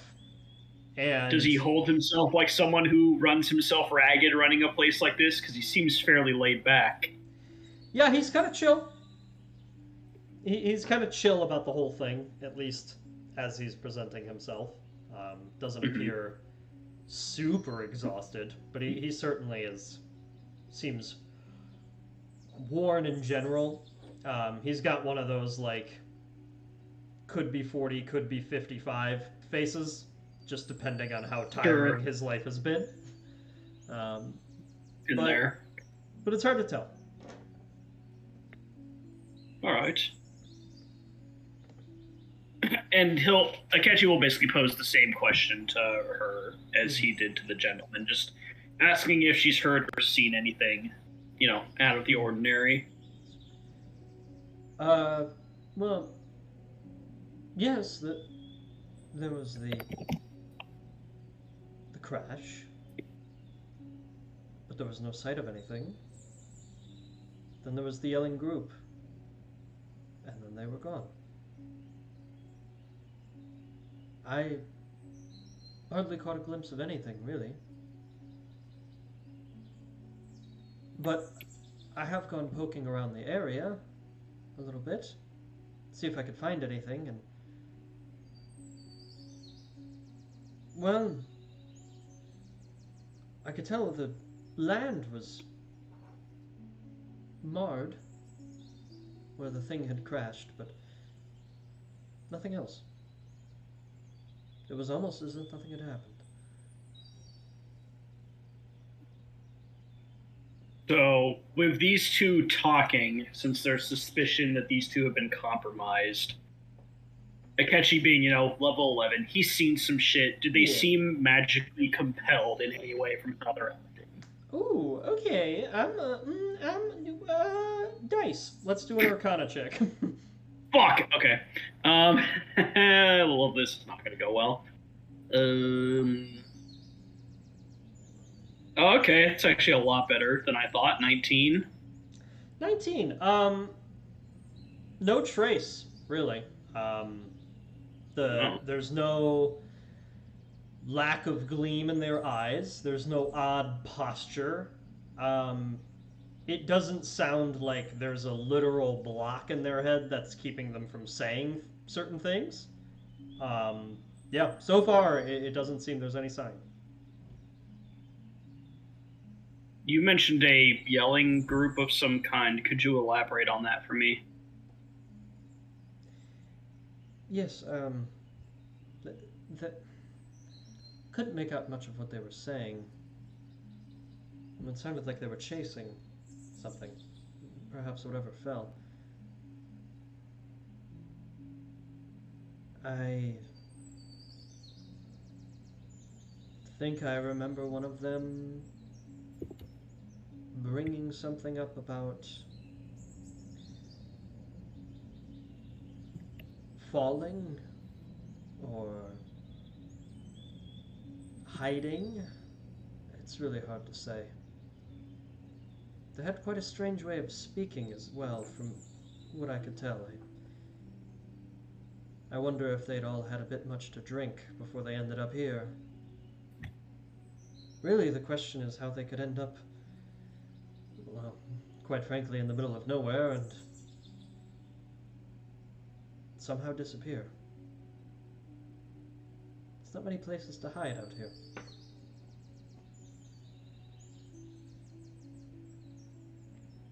Where would you hide if you wanted to? Well,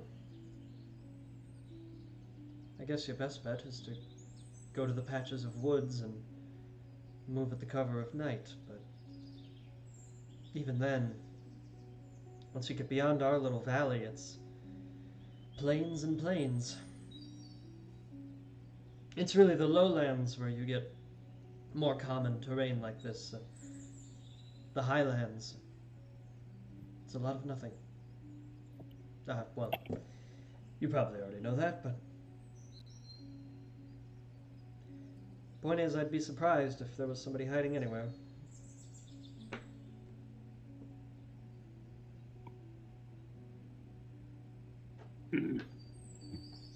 Glancing to the other two, do they have any questions they want to ask?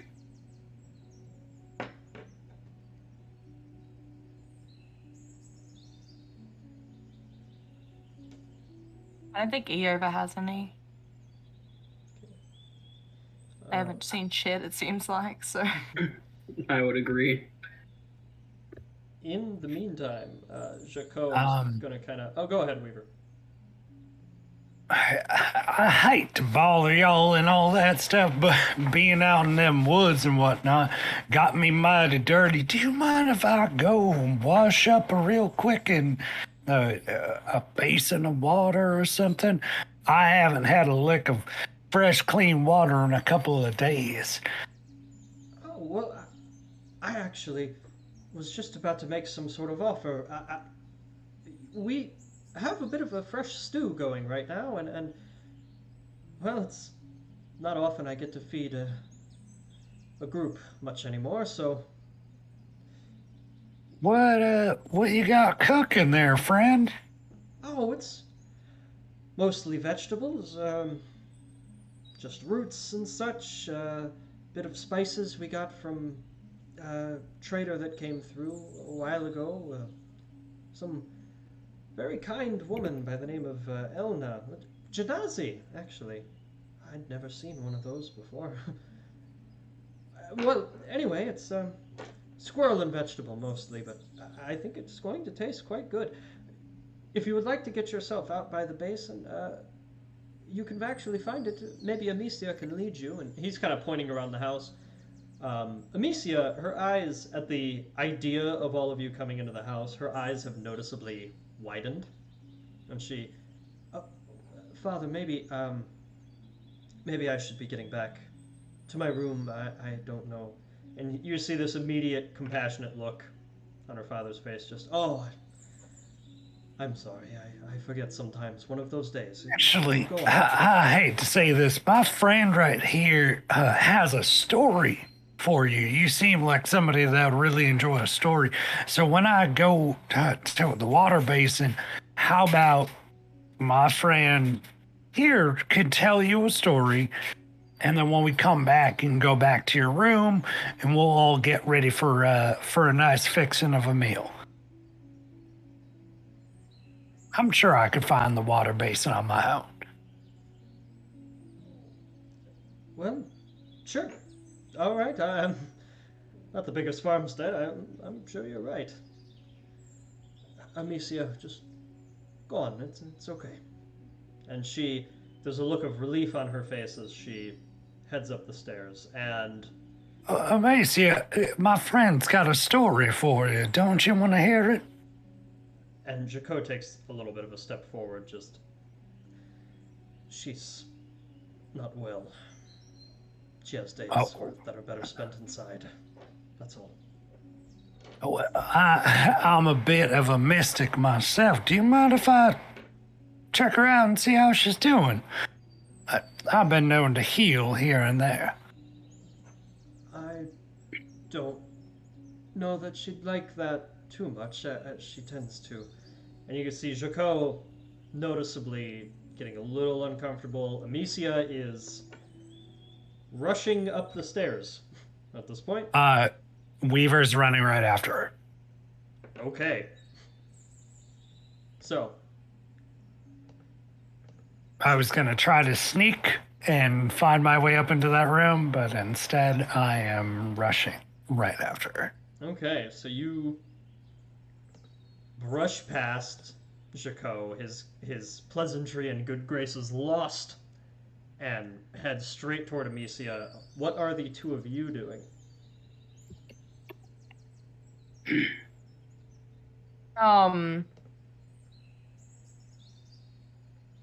God, I don't want him to follow up Weaver, but at the same time, I don't want to get too aggressive about it, because that was a whole ass thing, and I can't blame him for being like, what the fuck is this guy trying to get to my daughter for? So just gonna kind of place myself between the father and where the stairs are. And just, just gonna put a little hand on his shoulder. You can totally trust what he's gonna do. Like, they're a good person, like they said. They can heal people, and if there's truly something wrong with her, then wouldn't that be a good thing to heal her, right? Can't imagine you'd want your daughter just walking around sick. And Jaco is... His eyes are brimming with worry at this point. Just... Where are you from? Really? Where did you come from? Why are you here?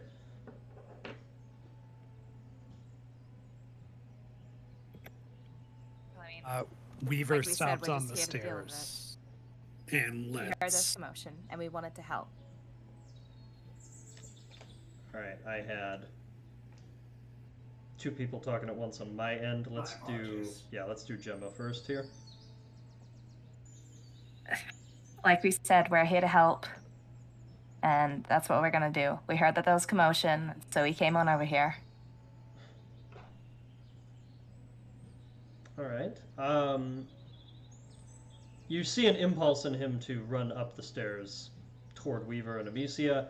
Iova, I just want you to roll persuasion to see if what you're saying smooths him over enough for him to stay down here. Hey, you don't want to burn that stew you've got going, right? God damn it. That's a fool. Womp, womp, womp, womp. Okay. I used my good roll on the fucking animals. He's definitely going We to all did. attempt to get up the stairs. I'm going to attempt to stop him. Okay, how so? Still just has a hand on his shoulder, so basically just gonna try and stop him moving forward. Not gonna, like, pull him into a grapple, but more so just, like, keeping him in check. Okay. This will still be a grapple mechanic, basically, Yeah, just in terms of flavor. Yeah. I'm not gonna, like, grab this guy. Alright, so go ahead and contest. His roll was a 16. That's 22. Alright. So Jaco is kept in place, his worry brimming twice as much now that he is being kept from approaching his daughter as a mysterious person follows her up the stairs. And now, Weaver, in these few seconds that have elapsed, she gets to her bedroom, and as you're running up, she just stops at the door, she turns to you, and immediately she just says, I don't know what it is. Okay? I don't know what it is. I can help. He drops the whole disguise and just goes, look, I can help. Whoever or whatever it is, I promise. You seemed suspicious, and I knew you were hiding something, and you weren't going to tell me, so I just wanted to go up here and find out what it was. We mean you no harm. We are experts in this. We weren't sent from wherever you think. We are way beyond that. Please. Show me. Who or whatever. Show me and my friends. Show all of us. Bring your father up. I just want there to be trust. Alright, and now you can go ahead and roll persuasion.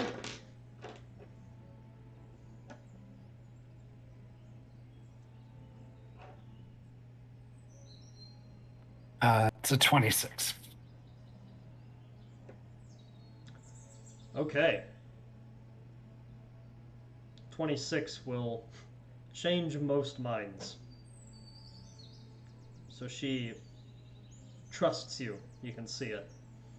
She drops her arms from the door frame and she looks down the stairs at Iova and Jaco struggling a little bit and just yells out, Okay,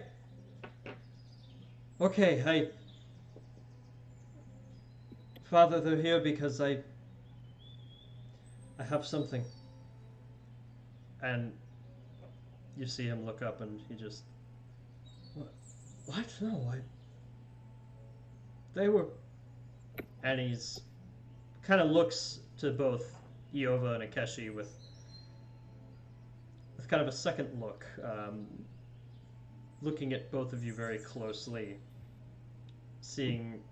trying to see if you are trustworthy, capable, anything. And he looks back up to his daughter with a look of disbelief. And atop the stairs, Amicia will go ahead and drop her guard and invite everybody to go ahead and come up into her bedroom.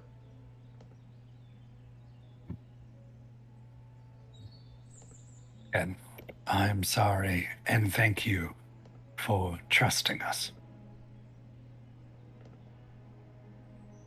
She gives a sheepish nod to that. So, Jacot would like to run up and see what's happening, but obviously he will not try to contest Iova again, so... Yeah, no, Iova, after all that's happened, will kind of like, kind of soften her resistance, and just kind of break it with just like a little like pat on the shoulder, and let go. Okay. So he'll go ahead and head up. And do the rest of you head up as well? Yeah. Yeah. Okay. So you're now standing in Amicia's room, and it's very modest, other than the somewhat large bed.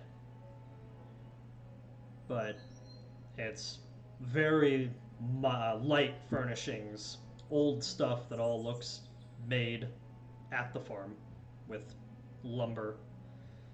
And there's one drawer over by a nightstand that she has that she slowly opens up. And there's some sort of strange thing in it. It's dark gray, a tube almost, but a strange, uncanny shape. It has deep grooves in it. It resembles a sea creature almost, or the shell of some sort of being. And she just takes it out and sets it upon a table in front of everybody and says, "Okay.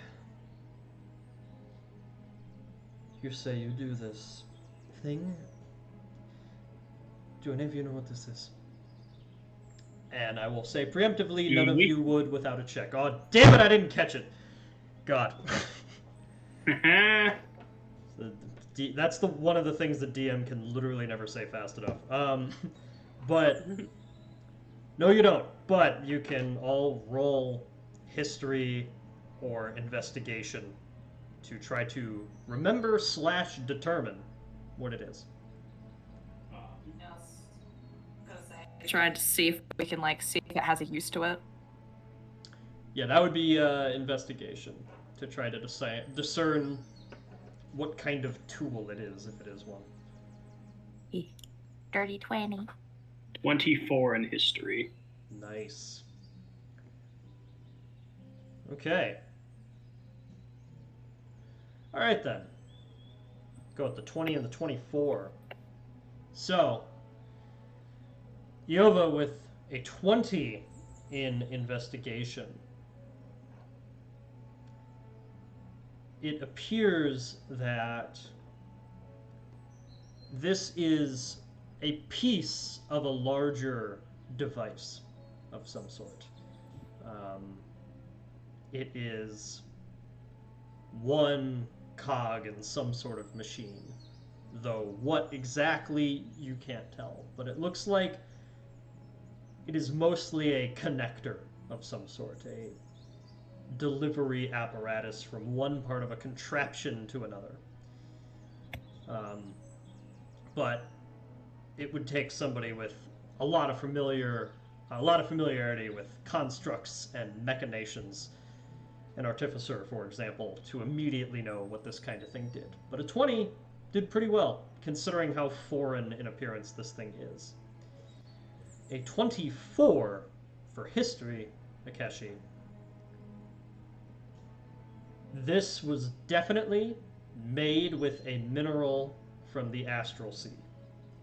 You can register that right away.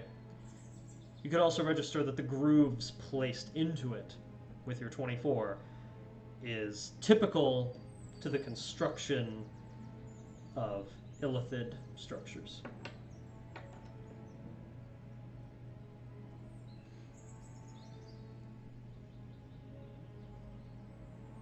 I think he would share that and then just be like, this is why they haven't left yet. They're missing a piece. You mean whoever crashed, or the crowd, or what? Yes. And he just says that. Jacot, you see, he's much more concerned with being a father than a detective right now. And he's turned to Amicia just, where did you get this? You said you went back to the place of the crash. Why didn't you tell me anything? She just, I don't know. It's all so strange. I just felt like you wouldn't trust me to keep looking, but there's been things in the sky and strange residues left on the trees. I thought you'd get worried about me if I told you too much. And Jacot is kind of lost in his moment of concern as you all are able to ponder what Amicia has just said.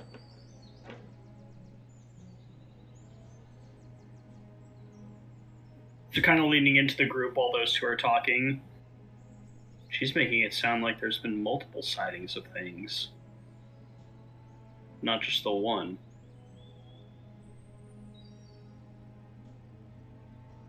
I mean, we didn't see any residue in trees, right? Unless I missed something. Nah, you guys didn't find anything.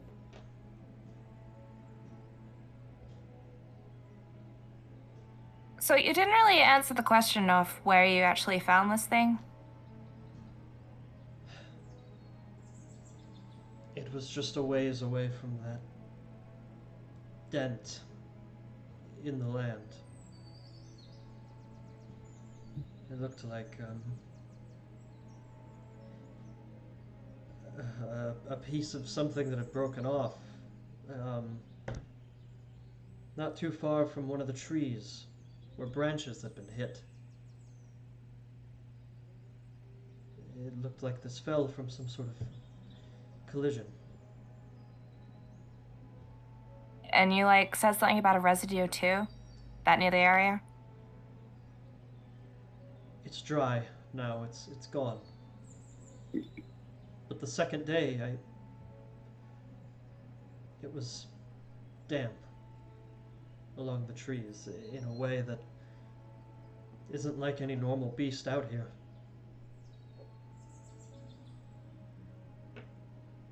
But nighttime, really, when you're asleep, as she turns to her father, it only lasts for a few seconds. You have to be looking for it, but there's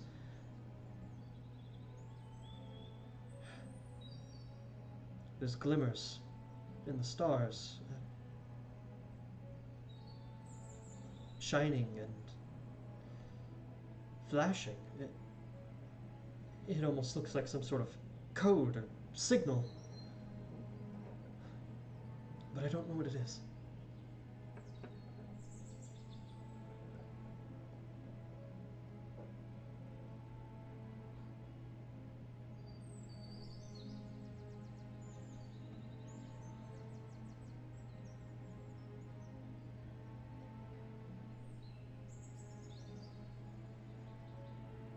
you remember what area roughly you saw these trees covered in the whatever you said it was? Yes. Wasn't far from either of the other two things. It was along the trees. It was like some slug or something was exploring. I don't know. I found it and I panicked. I went back the next day to see if I could see more, and whatever it was gone.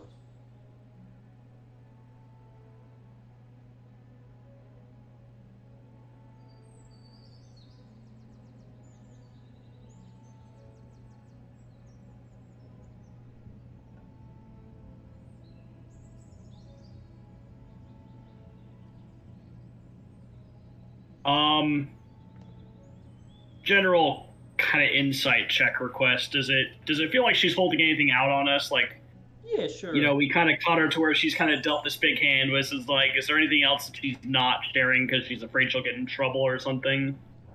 Yeah, roll insight to see if you can.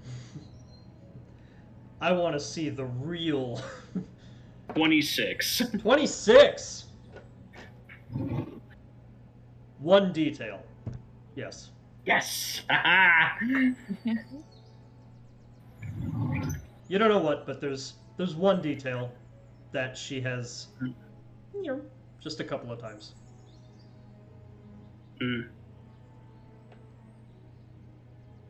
Whatever you're not telling us, it could be very important. I recommend you do. And you see Jaco she's being quite giving to you, isn't she? I didn't even know. And Amicia, see her just kind of put a hand up. No, Father. There is one more.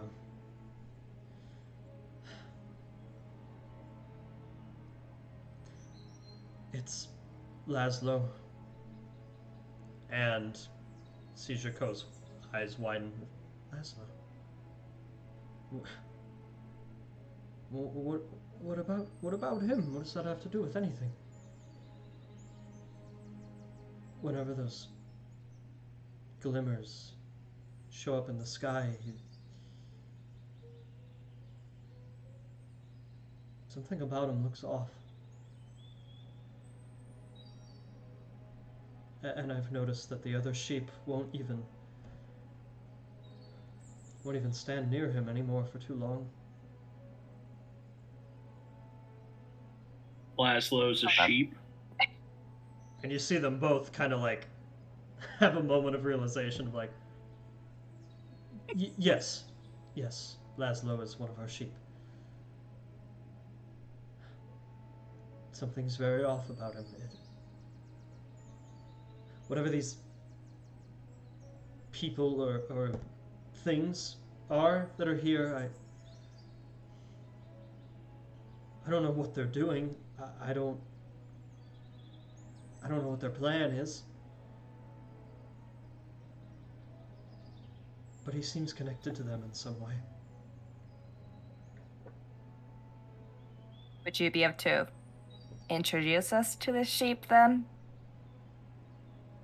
And Jaco now, you see there's a bit of anger on his face that he's trying very hard not to point directly at Amicia, but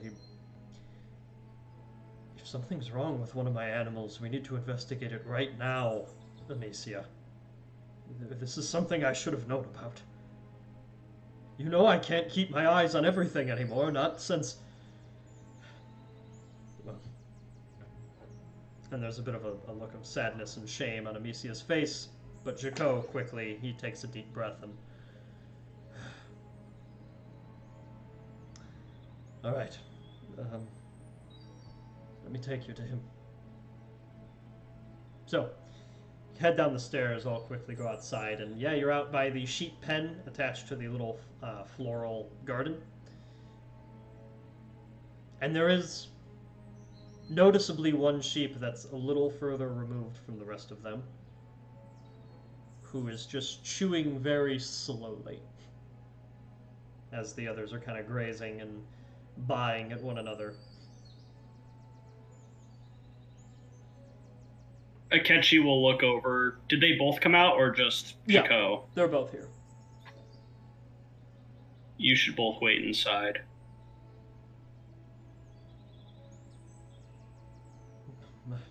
This is my animal. I don't want to take her out of my sight if you... Akechi pulls out 50 gold and puts it in his hand. Go inside. And he looks at it and he just...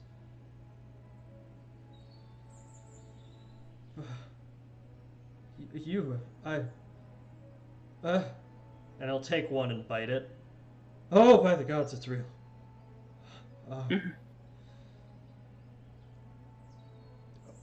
Okay. Just... Don't hurt the sheep. Besides Amicia, these animals, they're the family I've got left. We understand. We know because you would have eaten them otherwise. I suppose that's true. You offered us squirrel and vegetable soup when there are plenty of animals you could have offered. That shows that you're a caring soul. Well, We will keep that in kind. And Weaver will toss another 25 golds into this person's hand and then begin ushering them out of the scenario. this is more money than Jaco has ever seen in his life. Good. And he just is looking at it. And Amicia seems to understand the implication of these 75 gold pieces more than him. She seems to realize it means that if they wanted to, they could completely change their lives today. But Jaco, being a very grounded, practical, unassuming man, he still seems a little out of it. He's just, that's a lot of money. And as you're kind of leading him out, he just... Amicia, you remember what Pop used to say about never naming an animal you plan on slaughtering? And Amicia laughs a little bit and she says, I knew we were doomed when you started naming all of them. And they are ushered inside. And now the three of you, separated from this very wealthy farmer, are now alone with the rest of the sheep. What are we thinking here exactly?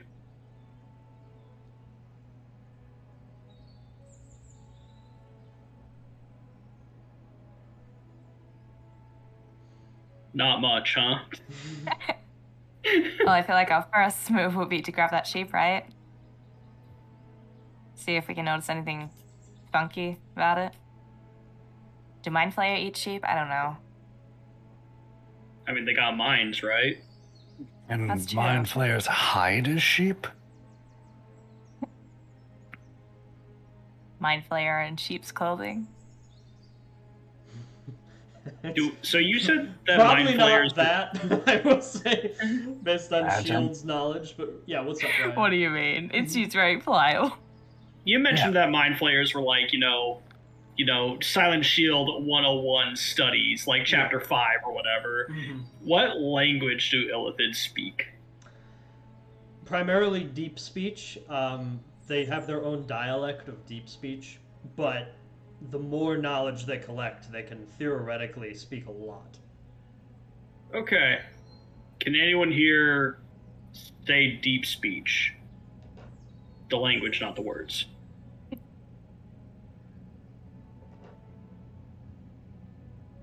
I mean, I could Awesome. cast comprehend languages again and understand all, but yes. But in terms of like you saying it first to make first contact, no. Correct. I can understand it, but speaking it is another animal. Aha. Anyways. Well, look, let's just approach the thing. Because, I mean, something weird's going on here. Perhaps it'll be more inclined to talk than we think. Also say if they're approaching it, Yoga will be ready to fucking grapple a sheep if it starts to like run or anything. I don't know what the vibes are of the sheep yet. All right. Gonna recreate the Rocky training scene with the Ova and the sheep. It's awesome. Yep. So Running around. you approach Laszlo for a vibe check. And Roll he initiative. he grows tentacles. No, but All the sheep do. Oh! Yep, they're the minions. No! All around space, dude. And then phase 2, Jaco comes out with a gun. But so Wow. But you approach Laszlo and yeah, a little separated from the others. And the chewing is, like I said, just a little off. A little slow, mechanical. And as you get closer, the most off-putting thing about it is that he is biting so mechanically and firmly that you hear his teeth clacking with each bite. But Laszlo, if you weren't tipped off, appears to be just a weird sheep. There's no sign of like greater intelligence. He does not seem aware of you in any particular way that a sheep wouldn't normally be. He's just hanging out. There's nothing like weird about his eyes other than, the general weirdness of sheep eyes. Just the general weirdness at this moment, yeah. Just kind of spaced out, prey eyes on either side, wide field of vision, just kind of chilling.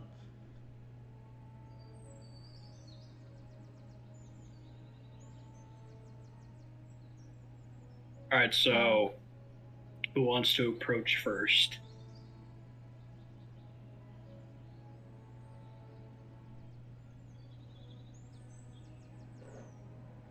Alright, I'll do it.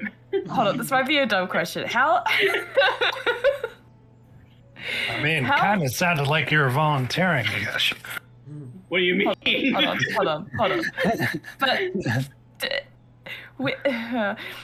with like the code of the sheep, does it seem like it's been a while since it's been shared? Like, will we be able to get like a good idea if there's been any like physical altercations with said sheep? Ooh, Okay. I like that. Interesting. Like, I will want to grab the sheep and just kind of like, would that be possible? Like, to kind of like part it, see if it's been like, grappled, fed on, any of that shit. Yeah, so immediately, nothing. Because it does look like it's been a bit since any of them have been shorn. Looks like Jaco has not got to shorning day. But if you would like to feel the sheep and investigate for any aberrations of the skin. I would like to feel at the sheep. Okay. But yeah, just kind of like part the fleece, like, as best I can. Like, I don't know how well anything can transfer if it's so fluffy, but... Yeah, go ahead yeah. and, since you're just feeling, you can go ahead and do perception.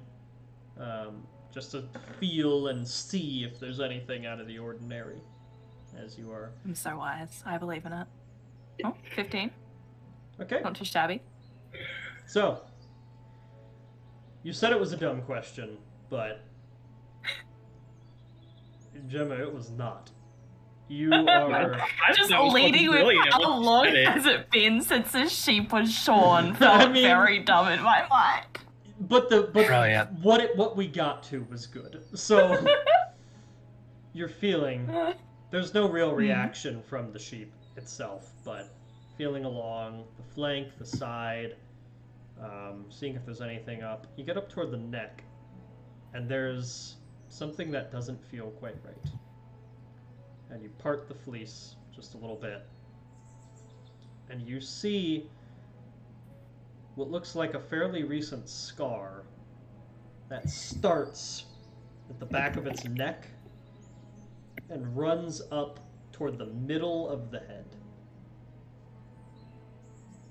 It's kind of faded out, but still looks kind of fresh. But there's no blood, and it looks very clean. It almost looks like a medical incision. Does this seem like in line with anything that we'd know about mind flayers, like The brain. neck session? Yeah, so If it's Or Gith. brain vibes for sure. But you would all know that it doesn't look like this one had its brain forcibly removed.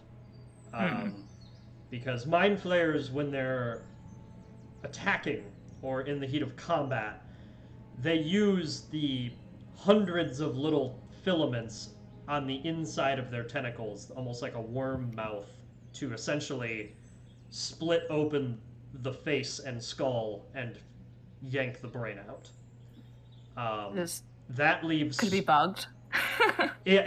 Like so they just tampered with its mind or some shit. that's more likely, because normally when you find a corpse, it's always a corpse when it looks like that the mind has been forcibly taken out to be consumed or something like that, because there's just no recovering from such a thing. The face and head are basically completely gone. This, yeah, it looks more like a procedure of some sort. And you know that this is not a weird thing the Gith would do. And you know that this is not something that Jaco and Amicia seem to have the capacity to do with the tools and knowledge they have. So, seems a little illithid-y. Right. No, we didn't say it, but were we able to take that weird shell thing that's a part of the ship? Like, was she okay? Like, were we to take that? Yeah, sure. You can go ahead and take that thing. In fact, we'll even say that she seemed somewhat relieved to have it out of her control now, and that part of the reason she kept investigating is out of fear for her dad more than anything. So she was quite relieved to pass it off.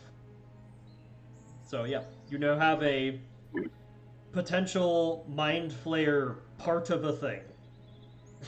Sick. Always wanted one of those. Yeah, I know, right?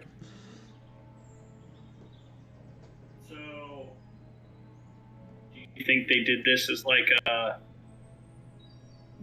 have eyes on this place type thing, or what do you think this is?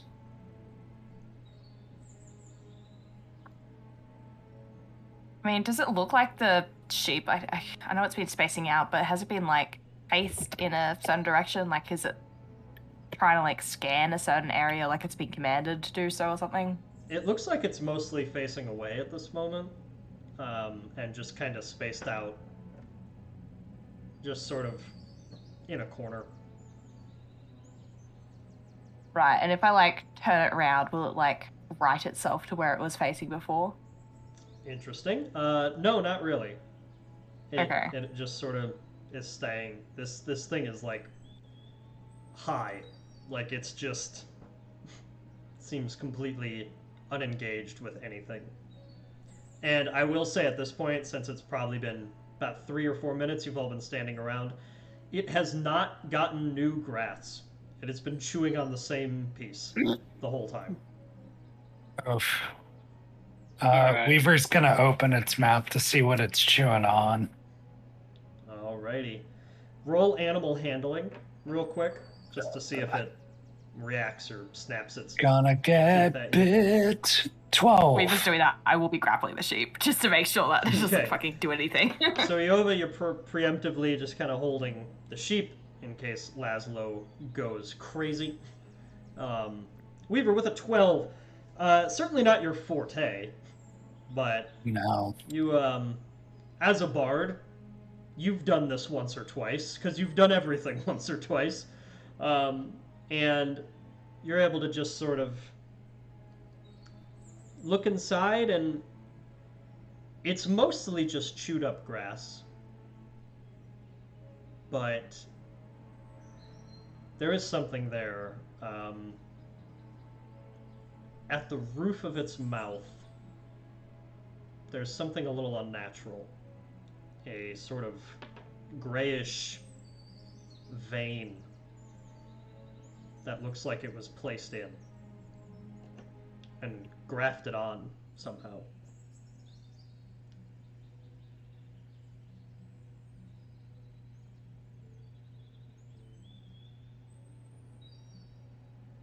Don't like that much.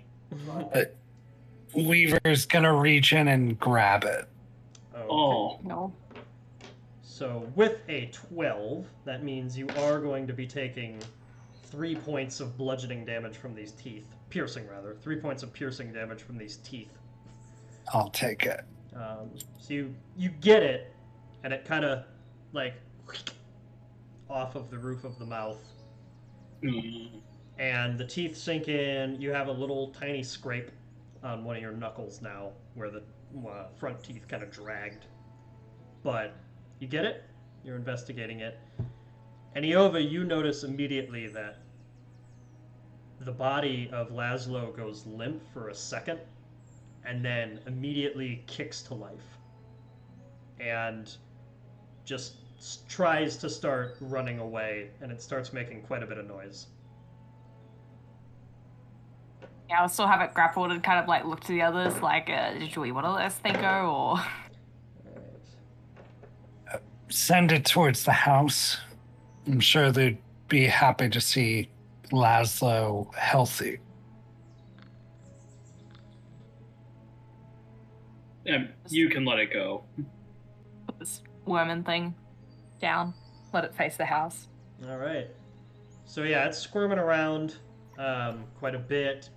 It did not roll high enough on athletics for me to ask you to contest it. It's a sheep. But eventually you just let it go, and yeah, Laszlo just runs toward the house and then starts making circles.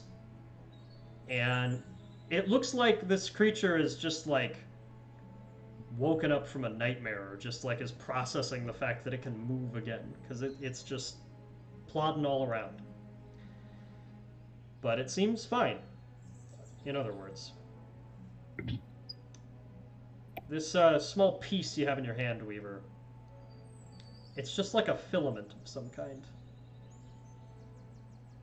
But, and perhaps you only know this from being on the battlefield and witnessing rather gruesome deaths in front of you from time to time. It looks a little bit like the filaments and wrinkles that are in people's brains. Oh, And you're just holding it now, and it seems like outside of the creature it doesn't really do anything.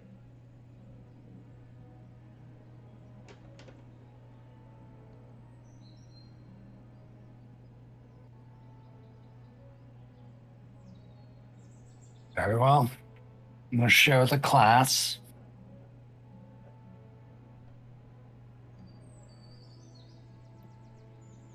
gross. But why? It's obviously very deliberate, right? So, the shit is it doing? Yeah. I mean, what were they hoping to gain out of that?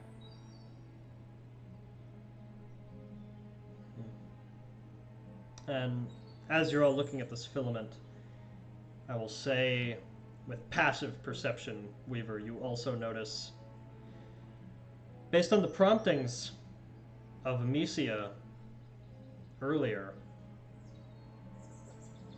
you notice a bit of flickering up toward the sky. Night hasn't fallen yet, not even close, really. But even in the daylight, it seems like this sort of signaling in the stars has been prompted. You can just very faintly see it. And it is generally around the area of the dead. So, be because I understand what everyone was asking Weaver to do earlier. Weaver is going to cast True Seeing. Okay. Gives the willing creature you touch, so you probably, the ability to see things as they actually are. The truth! For the duration. You have true sight, you notice secret doors hidden by magic, and you can see into the ethereal plane. Okay. This works for that. So, you cast True Seeing. And you do see what is, to some extent, a secret door. The flashing bits form a constellation of sorts.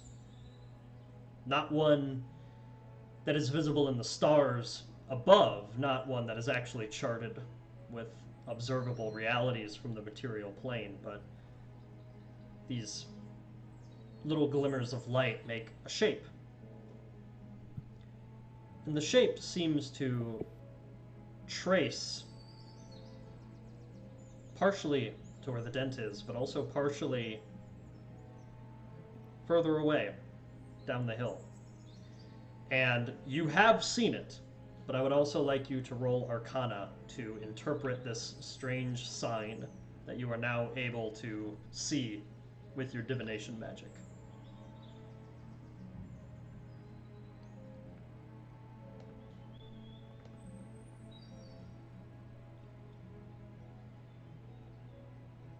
Okay, 22. All right, Weaver, you cracked the code. This constellation is, in some ways, a key. It shows you where you need to be standing, where you need to be positioned, and around what time in order for a passageway to open. And you're able to piece together that come nightfall, as long as you keep this constellation shape in mind and the code that it is conveying to you, that you've now been able to divine, you will be able to access whatever is beyond that dent. And perhaps that's where these things are hiding.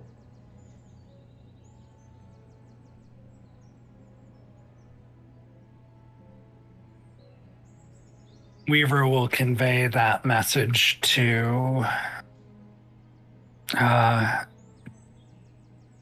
both Iova and to Akashi, and just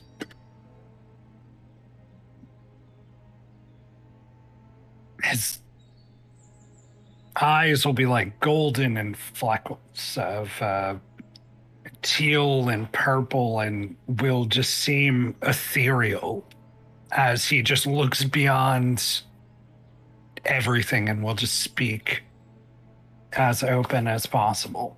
Not looking at them, but speaking to them, as he is amazed and taken back by the beauty and the majesty and the general openness of this void, this key.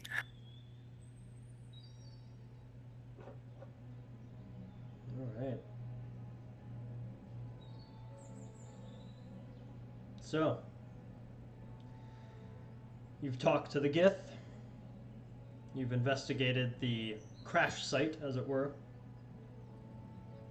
You've talked to the farmers. You found the strange sheep. And now you have the key. All that is left to do is wait a few more hours till nightfall, gain access to that place, and with all the information you've gathered, hopefully proceed onward with negotiations. Figure out how to amicably get both of these groups that don't belong here back up to the Astral Sea. So, transition us to the night screen, but that is where we're going to go ahead and take a 5-minute break, just real quick, before we approach the main confrontation here of the night. So, there's that. Hope everybody is enjoying so far. Hope everybody's having a blast. Hope everybody grabs a snack. Yeah. All right, we're going to the live soon screen because we'll be live soon because we're leaving soon. All right, bye. Bye-bye. Bathroom break.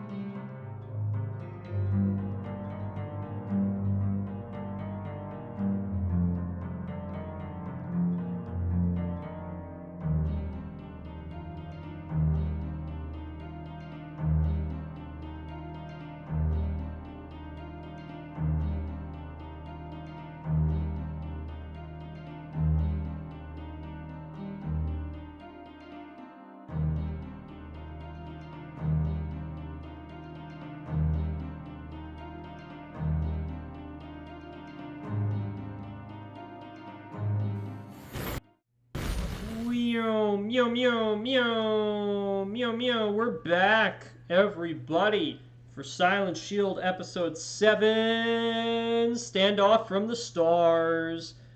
Woo! Woo, woo, woo! So, here's what's going on so far, y'all. There's some Githyanki here on the material plane. There are some Mind Flayers here on the material plane. They are both mortal enemies, but their primary motivation is to get the hell out of the material plane. The party has spent a bunch of time now getting all the information that is necessary in order to officially begin these negotiations. So now they are headed to where these Illithid are supposedly laying in hiding, and hopefully they'll be able to get the last bits of information from them and also be able to reach some sort of compromise where both the Gith and the Mind Flayers are able to get back to the Astral Sea without any big conflict happening on the material plane that may lead to collateral damage further down the line. So, all that said, it's night. Here we are in the Highlands at night. You all stand outside the dent, and you witness, Weaver, as you've followed the constellation and stood in place, that the ring of stars just seems to glow in that very thin circle of soil around the dent. And it doesn't go away. It doesn't necessarily turn into a portal, but it is clear to all three of you that some sort of door has opened. Is there anything any of you do before you enter? Yeah, discuss game plan. Smart. Which is what? I mean, because Right we're just walking right in there, so I mean, we want them to leave with the Gith, so we probably shouldn't take the device with us, because then they might just kill us and leave, or try. Yeah, But where do we want to leave it then? I think we just leave it on us and just don't let them know that we have it. So I do feel like if they had some way of like detecting where exactly it was and had the intention of just grabbing it, like surely they would have gotten it earlier. Like I don't know if the sheep was like meant to help with that or something, but like. Well, that was going to be my next thing, is like, what if they did somewhat know where it was and Laszlo was... Because, I mean, Laszlo got whatever verb that is for a reason. Yeah. But like, I think the real question is like, why wouldn't they have just gone in and grabbed it? Like it was some guy and his daughter. Like, I think we have something in our favor, even though we don't know what it is. Because like, if they just wanted to grab it and leave, they would have already done so. Yes.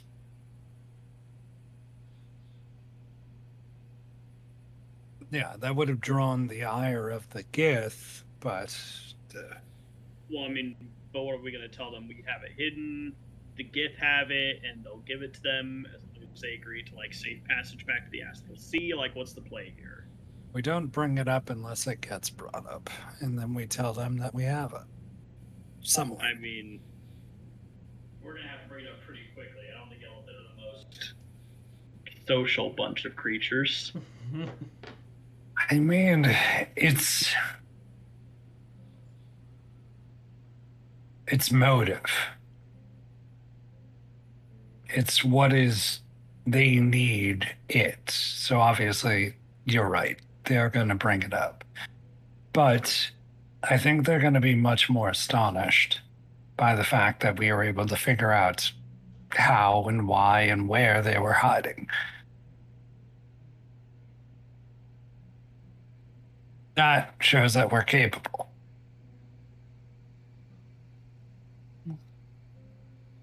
I think in all reality, we don't really know too much about like their whole thing yet. So it's just like, I think there's only so much planning we can do before we actually go in there.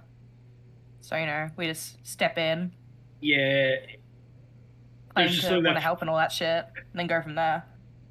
there's just something feels very wrong about bringing the one piece they need with us. Like, I think you're right that they can't sense it, but something just seems bad about that. I feel less safe giving it to the farmstead or giving it to the Gith. I think it's safe in our hands versus either of those two. Yeah, and again, like, if they wanted to grab it, like, they already must have known it was at the farm if they bugged the sheep. So it's like, I feel like there's a missing piece there. So I don't think they're just going to be like, oh, you have our piece, and then kill us and leave, Well, I hope you're right. We're just going in too. a little blind. Also, they're hiding. Look, I'm a catchy. If you have another I'm an suggestion, optimist. go ahead, but... I don't know. I'm just making sure we think it through. Well, there we go. Those were the thoughts, and now let's go through. All right. Man, I hope so too. I have said that so many times in this game. All right. Catchy The loads. question is, can we see any animals in this gate? No, I could. So, If we bring Laszlo. Everyone roll perception. all of that out of the way, as you all get close to this dent, it's very strange because the grass was definitely real before. And perhaps it still is in some way, but in between that ring, your hand, your foot, whatever, just kind of goes right through. So, who is the first to jump in down this I'll go in first. narrow tunnel? All right. Wee. Iova, you fit down this sport ball-sized tunnel. Pass without trace before we walk through. See, that's mostly what I was asking when I said, are we doing Yeah, anything I'll before? just do it. I was contemplating it. Yeah, I'll just do it. Okay. I was mostly asking for spells and abilities and stuff, but I was glad to hear the negotiations beforehand. Yeah. Okay, so pass without trace. Last call. Okay. Yeah, all my stuff's in the moment kind of The thing, other so I'm two- good. The other two of us are fighters. Like, we don't really have shit. Bardic I think inspiration. in Yeah. Bardic inspiration on Evo. On both of them. Okay, Because I can take the time to do both before we walk in. gotcha. All right, stealthy and inspired. Hell yeah. And then I'll go in second. I'm just seeing if there's anything else I could do.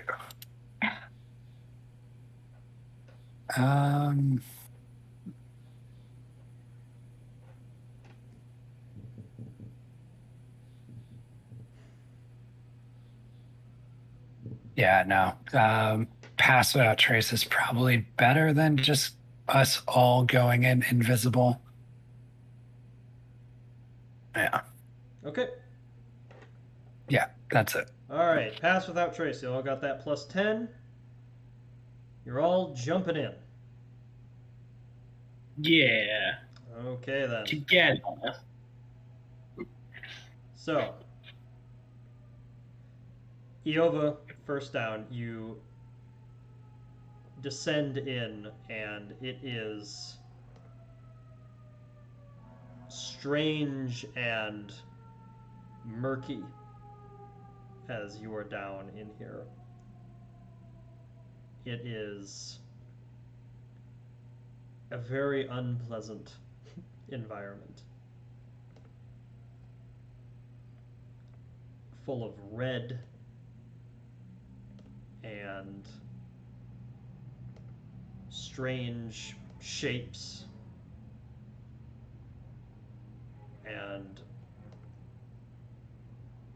what appears to almost be like layers of flesh along the walls. You are immediately in an incredibly foreign environment. And I will go ahead and pull everybody over. As Akeshi comes second and Weaver comes third.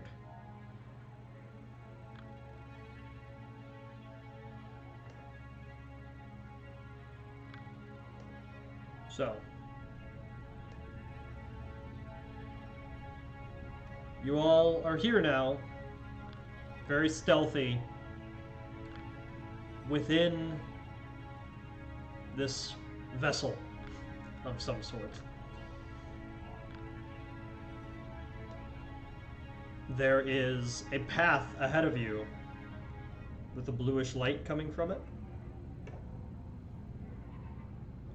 And other than that, this room seems like a dead end. What would you all like to do? Guess we approach the blue light, yeah? Yeah, go into the light. That's the advice, right? Yeah, people say. Okay. So you Just go be ahead. like listening out for like any signs of life, though. Yeah. So you get closer to the blue glow of that room. Right before you round the corner, you all pause for a second because you do hear some noise. It sounds wet. It sounds like things splashing in liquid of some sort. But it doesn't sound like speech, necessarily, or any sort of communication. Do you still proceed? Yeah. Okay. Yeah. So, what you see as you cross through is a very large-headed, squid-like creature standing upright like a humanoid, but different in almost every other way. Long tendrils hanging down their front. And they are in front of a pool. A chamber, sort of, that has been constructed with a bunch of individual pods in them. They seem to be almost like water snakes, but not quite. Malformed insects of some sort. These are tadpoles.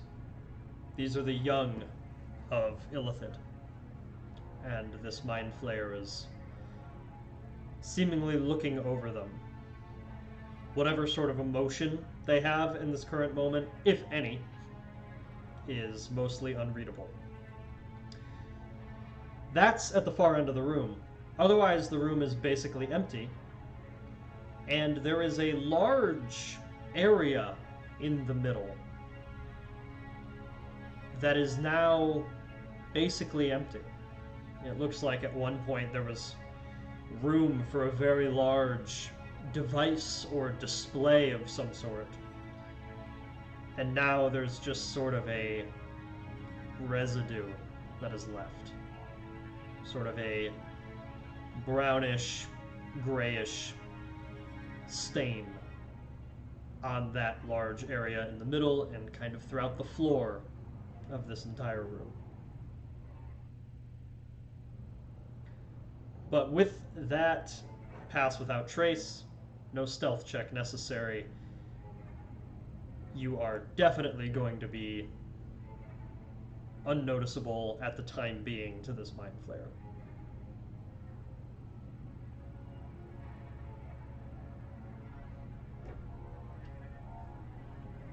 Just kind of look back, see what the others are thinking.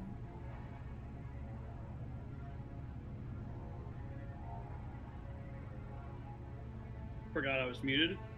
I mean, we're here to negotiate, right? We're gonna have to talk to it.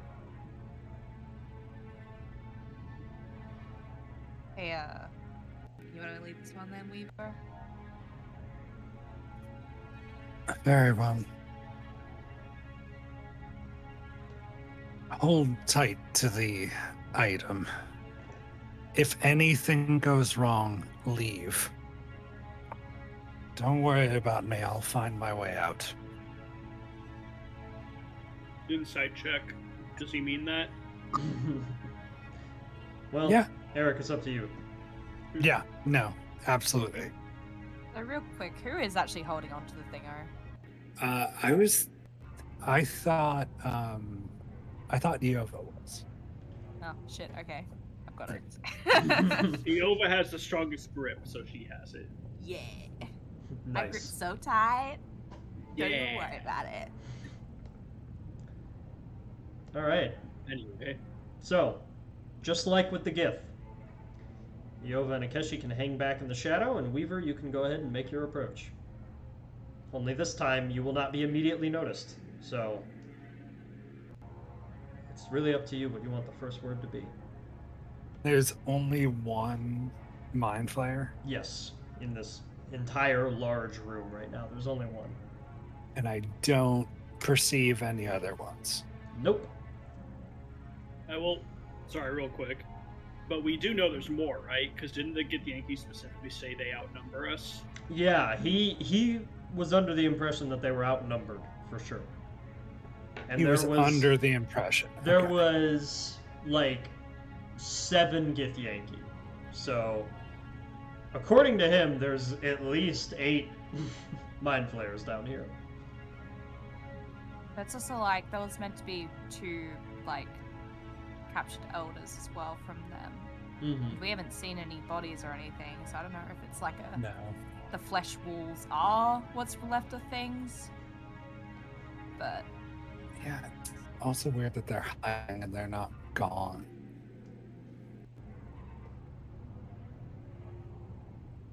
Or maybe they are. Dun dun dun.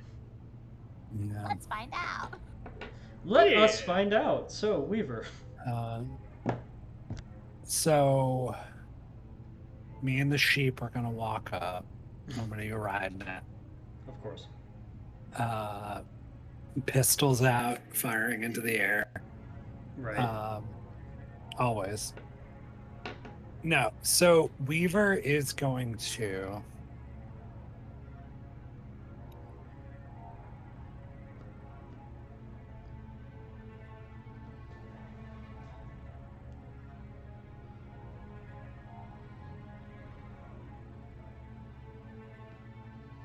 walk around the room and speak, but never projecting their voice from one spot. But is just going to circle this mind flare. And is going to speak by saying,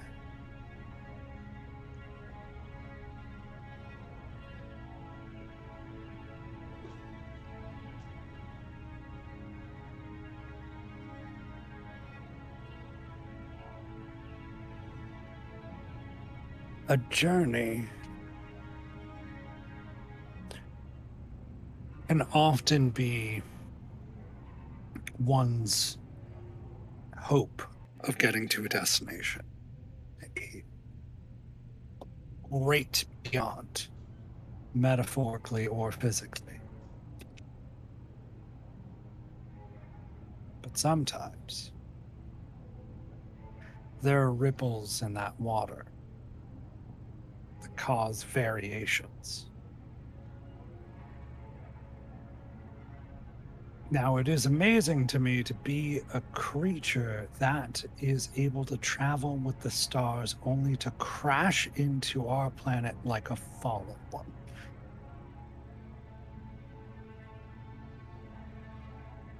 Now, us mortals on this plane believe that a shooting star is good luck, great fortune.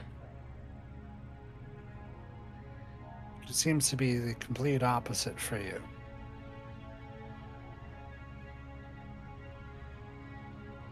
You're hiding. You're toiling away. Your perceived enemies that wish to benefit by escaping by the same means that you wish to escape. may or may not have what you need, and yet you hide. But what if I told you you didn't need to? What if I told you that you could leave? All you had to do would be to work with somebody you view as an enemy.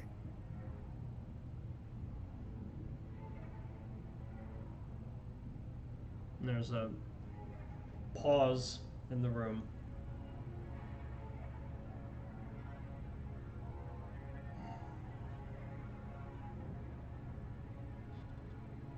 Always so long-winded.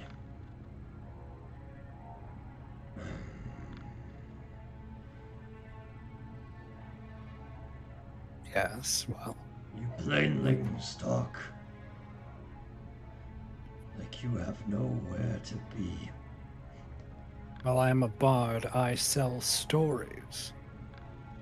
Now, how do you want yours to end? If you want to cut this short, I will. But I want a bargain.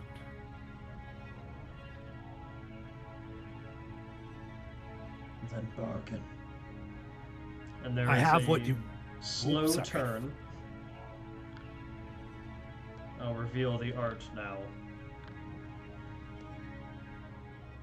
of this mind flare you're looking at. Ooh.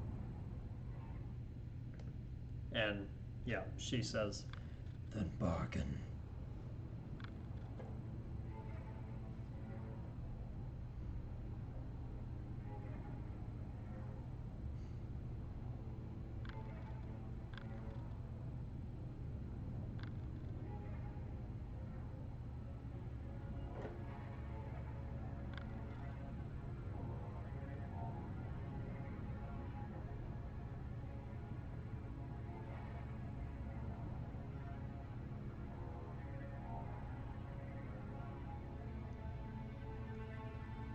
Eric? You there, man? Yes, I said all of that to a muted mic. So, Oh, buddy. Oh no! and it was really good too. Very well. Tell me what you want. I need to hear it for myself. Otherwise, I leave. And you know my capabilities because I was able to find you. I was able to get here, wasn't I?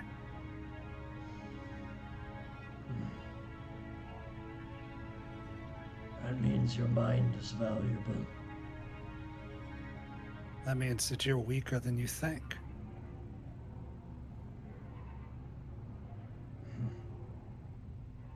No. Hmm? All I it didn't- means is you're worth something to me. I didn't take Elitha to be so prideful. I thought that was a bard thing. Are you a bard, Elitha? No pride. Evidence. Fine. Then we will have a logical conversation. What do you want? Hmm.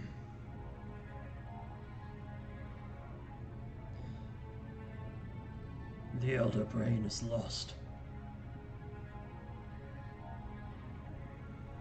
Killed by the inferiors.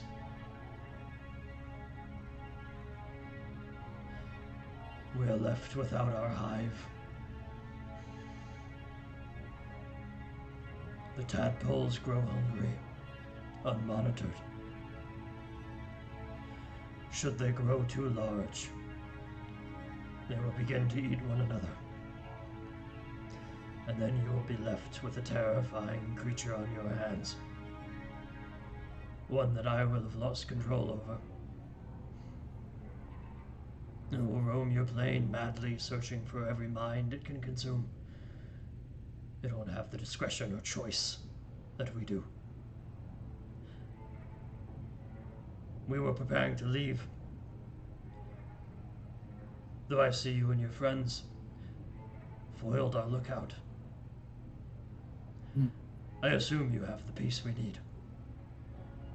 That is no matter. The matter is fuel. After losing the Elder Brain, we've lost it. And we cannot acquire a new Elder Brain until we are back home.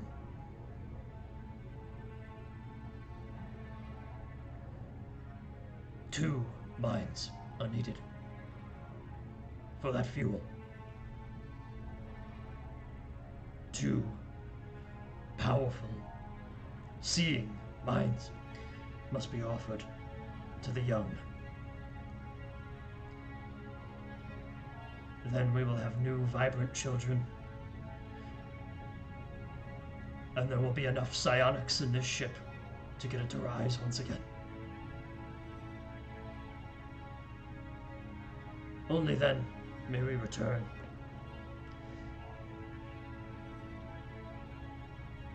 I have two I am willing to prepare.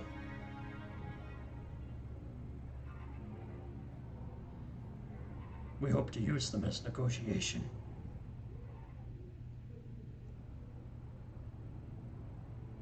If the inferiors arrive, and they truly want these elders of theirs to live, they will have to offer us replacements. If they do not,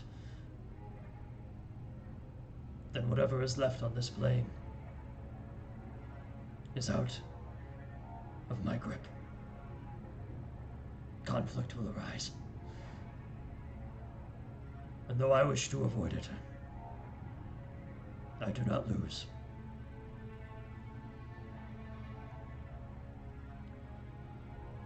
What say you to any of this?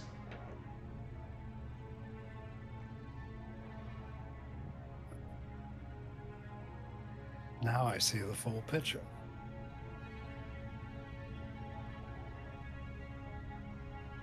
How many of you are there?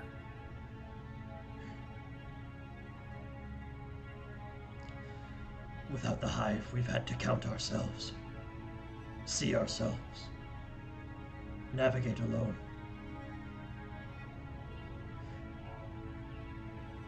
Though we rule the astral sea, without the hive, some things have fallen out of practice. Counting alone is difficult. I believe there are 10 of us.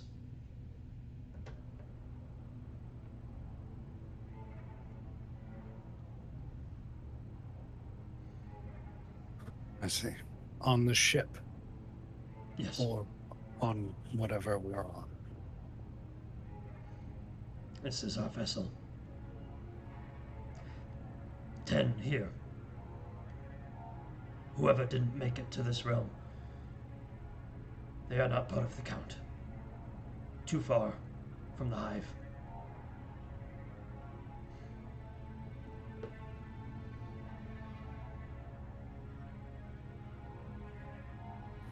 Very well.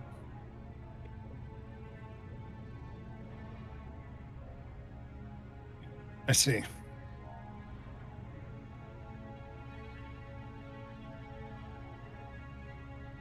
So, the bargain is quite straightforward. You'll take the Githyanki, your enemies, if they're able to trade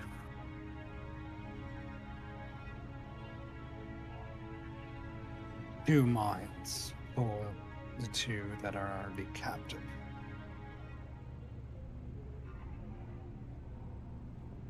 And then you need this piece.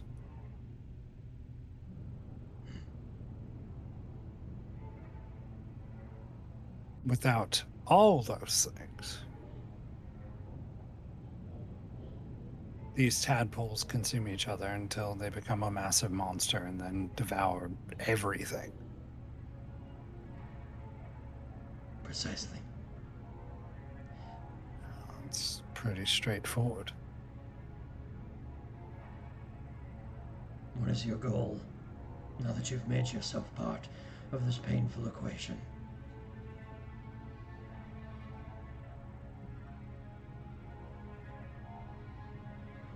My goal is to always save the realm.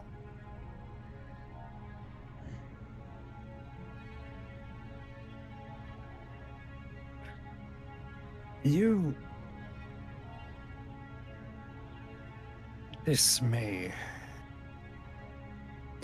be a different conversation, but I'm afraid with some enriching minds such as yourself, if things go south, I may not have a chance to ask this later on.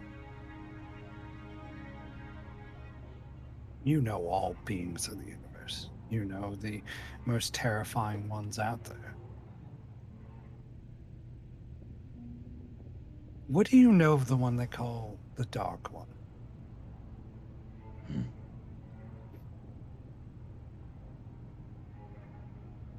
False. Fools worship him. I have consumed 47 minds. I have seen his lunacy in 5 of them.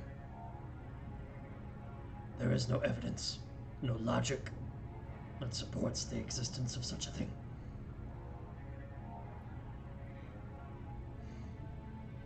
Very well. Just another little god for you plainlings. A god.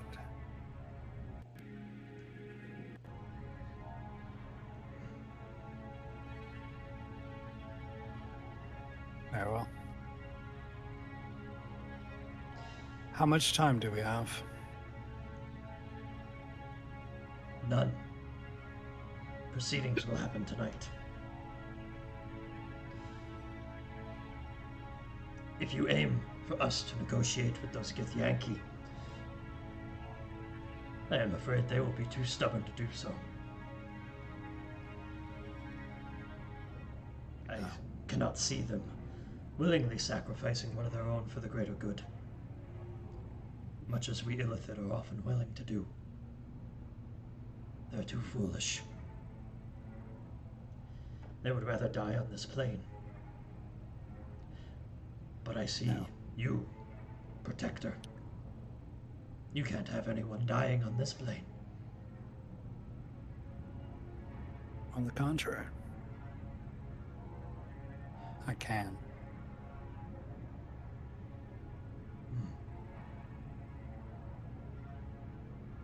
And I've brought plenty of death myself. It is just weighing the scales. In 1 hour, I will be back. Sure, the Githyanki won't give themselves to you as a sacrifice. Bring your 2 best fighters. Have them fight the 2 Githyanki that are brought before them. If they fall before in combat, they will give themselves.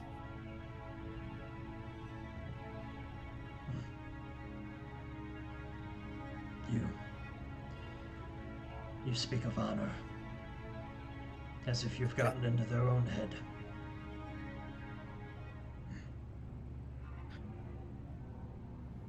I know that they don't bargain. Their route was through combat. I'm allowing them to have what they want.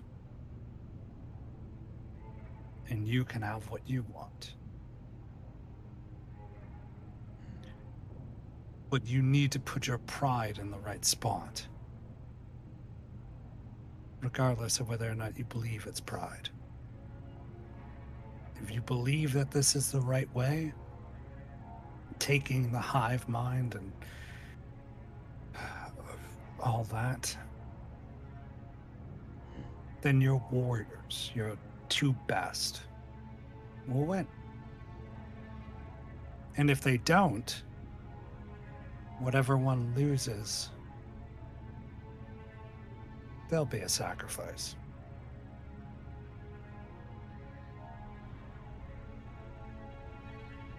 We'll be back in an hour. Bring your best warriors, or there's no deal. One counteroffer.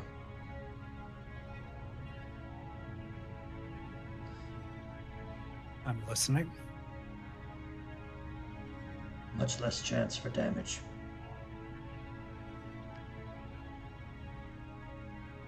We don't want the Gith on this plane either. We don't want to attract their reinforcements here. We aim to live in the shadows of your plane, having our enemies appear before you. It would be critical. I can power this ship with those 2 Gith. Or with such a powerful, all-knowing mind,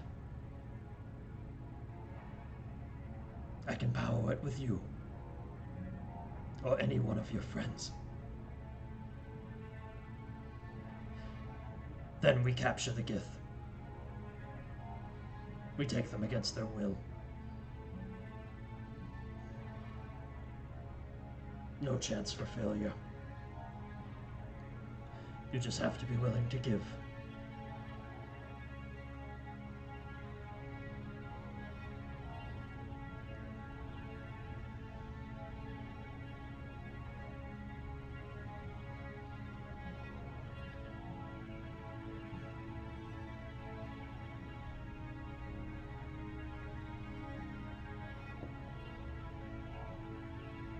One hour.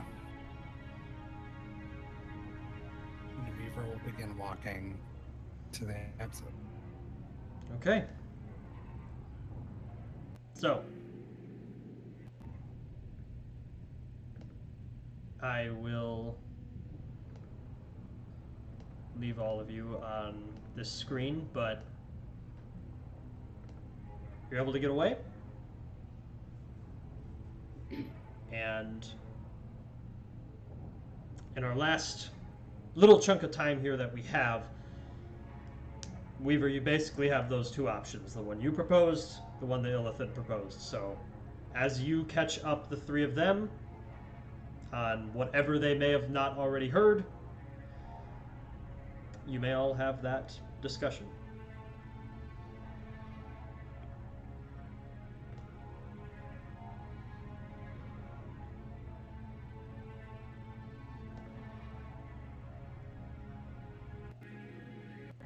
Well, that's heavy. I mean, aren't the Gith Yankee willing to leave those people behind anyways? I'm not so unconvinced they wouldn't want to take the deal in the first place. It's their asses they'll be saving.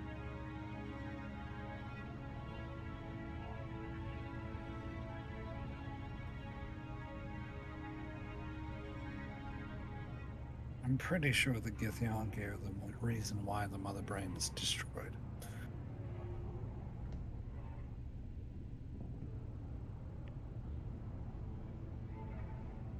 I don't think that they're going to want to align.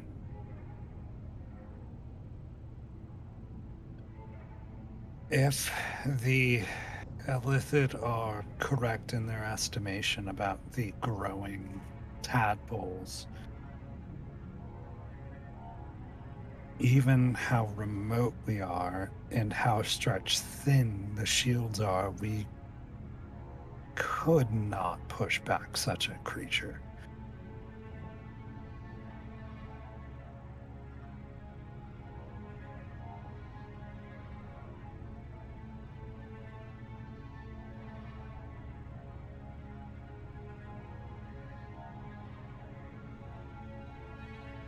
Regardless, the Illithid have the numbers in the ship.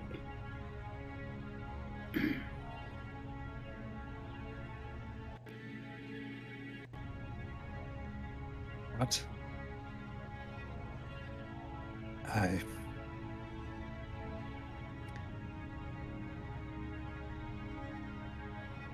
What happens if the Githyanki stay on this plane?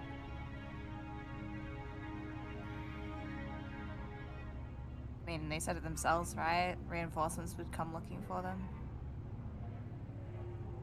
That could create a lot more problems than what we've got here.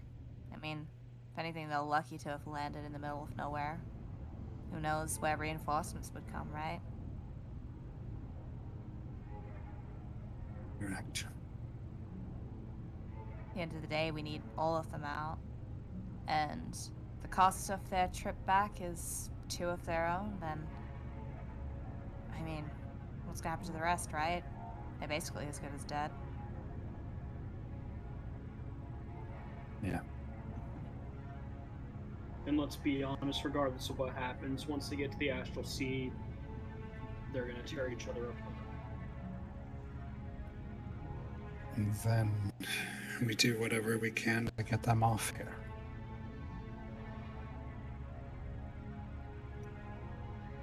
Seems like we need to present our options to the Gith then.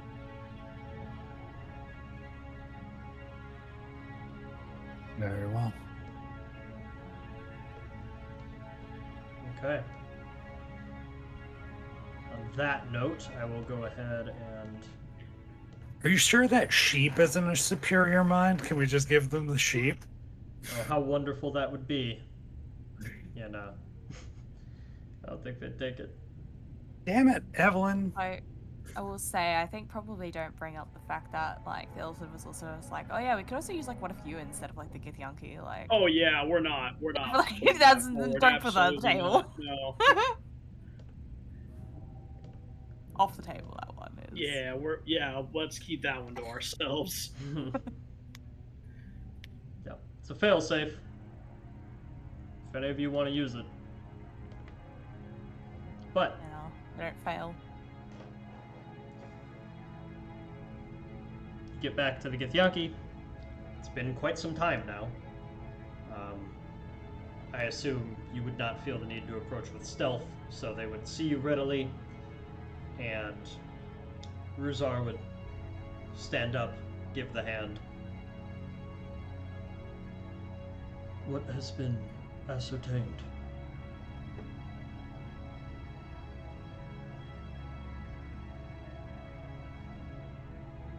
The farmers were hiding a certain item that the Illithid need in order to leave.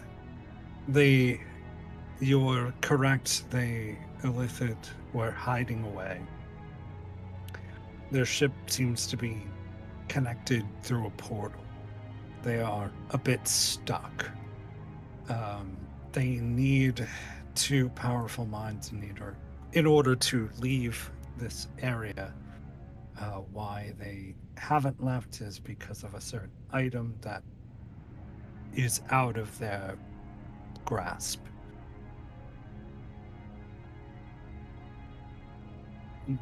I was able to communicate with one of them, and with her I was able to strike a bargain.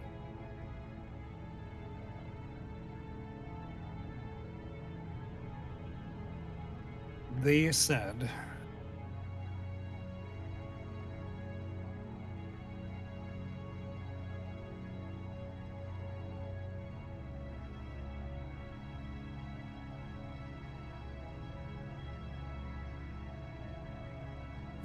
said that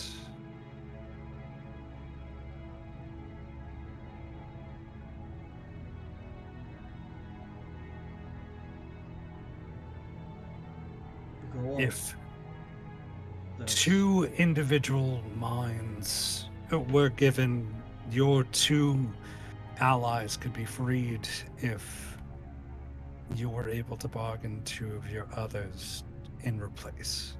I agreed with them that Githyanki, like yourselves, would not readily just surrender any of your kind. So I told them to ready 2 of their best warriors to fight 2 of yours. Whoever loses has their mind donated. This will power their ship and prevent their terrible tadpole beast from devouring each other and creating a massive beast that would devour this whole material plane. So, You see some nodding amongst them, sighs of revelation, some bantering back and forth in the Githyanki tongue. Eventually, Ruzar says to you, "It adds up. Their ship is powered on psionics.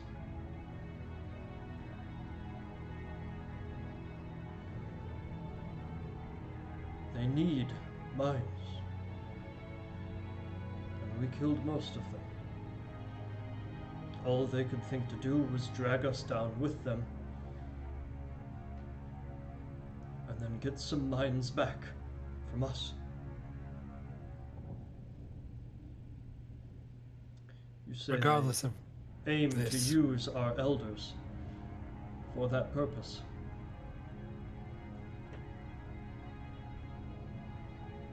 correct, but you could trade 2 of your other fighters for your elders.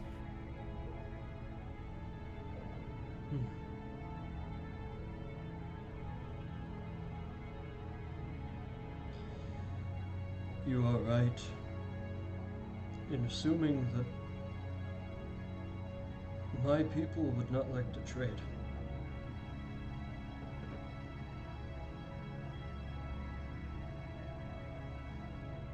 Yeah.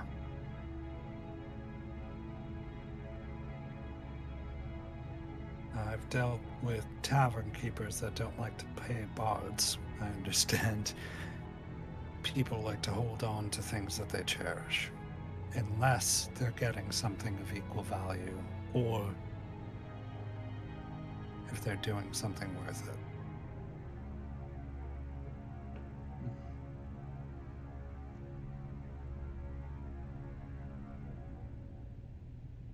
Then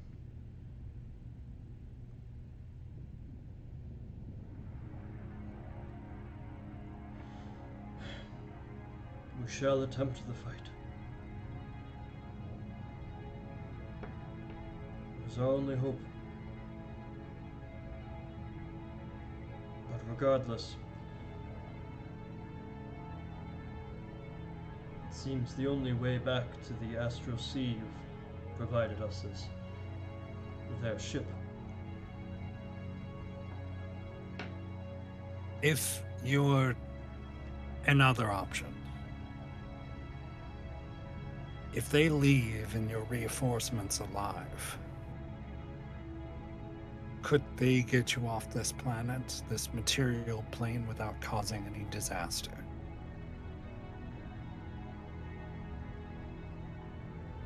As long as I was absolutely sure that every Illithid here was dead.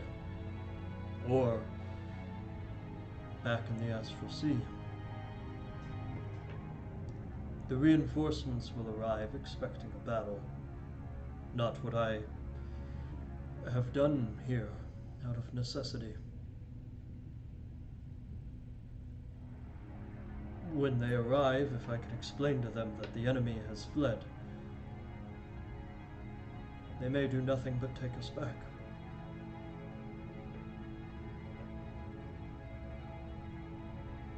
Sorry, but there is no certainty in your voice, and I cannot take that gamble.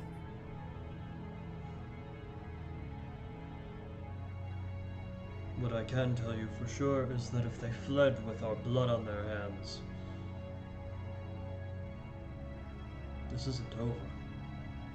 And I fear your plane will get involved.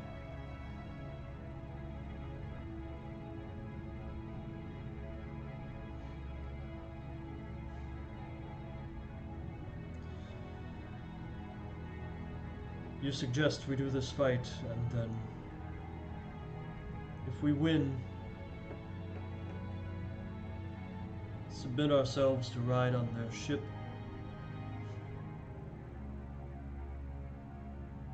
putting aside our differences until we have left this realm.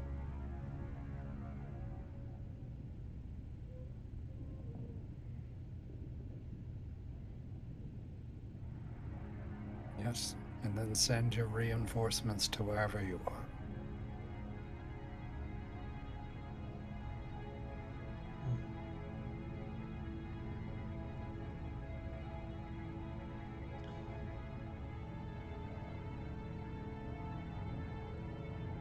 Maybe while we're on board the ship, while the two are fighting and the illicit are distracted, send out a signal to your allies. At least then they could follow the ship out and may give you an advantage. There is a chance. And we know how to communicate. The enemy cannot. With their elder brain removed, they've all become self-centered. They need have to that be elder brain. honest. All they know is the self.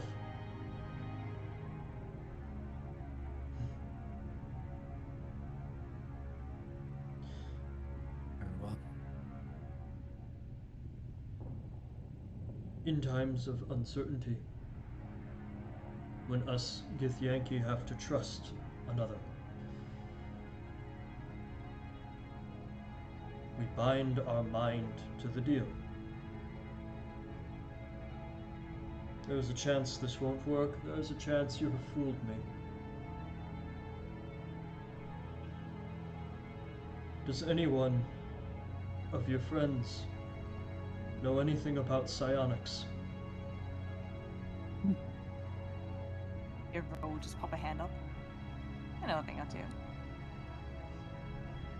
And as you sort of pop your hand up, you see momentary confusion amongst some of the Gith because they're not sure which hand gesture you're doing.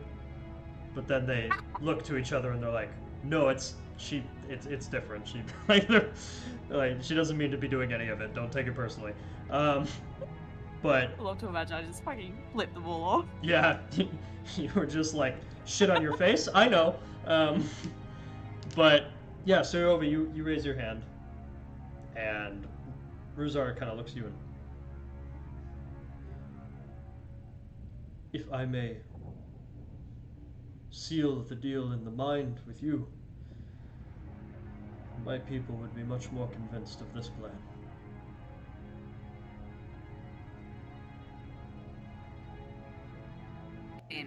I'll be honest, I'm less in touch with this kind of psionics, but I'll do it. Does Akechi believe this guy? Yeah, sure, roll Or insight there. Does this seem fishy? Go ahead and roll insight.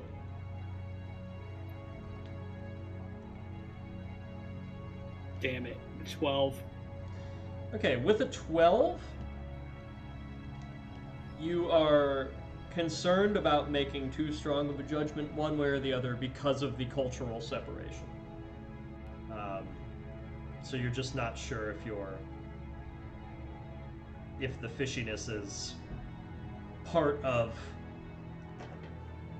something you're just not used to in the way that they speak, or if it's actually some sort of play. Weaver with a 5, you get less. So, but with those shaky insight checks, Ruzar just takes like one short step forward toward Iova, eye contact with her. I must warn you. When a deal is sealed in the mind, there will always be a faint connection. Your mind and the mind of the Githyanki will be very subtly intertwined in ways that may seem strange. You may have visions of our arrival and departure from various planes. You may have dreams in which one of us speaks to you. Your psionic abilities may surprise you from time to time. If this is a burden you are willing to accept, my people will gladly take part in this compromise, despite how much it goes against our history. And know that with that connection, you will immediately have the trust of any Githyanki you ever encounter. I am granting you that.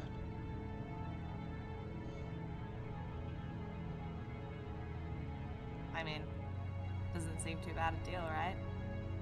And with all respect, I really just prioritize getting you guys out of here right now.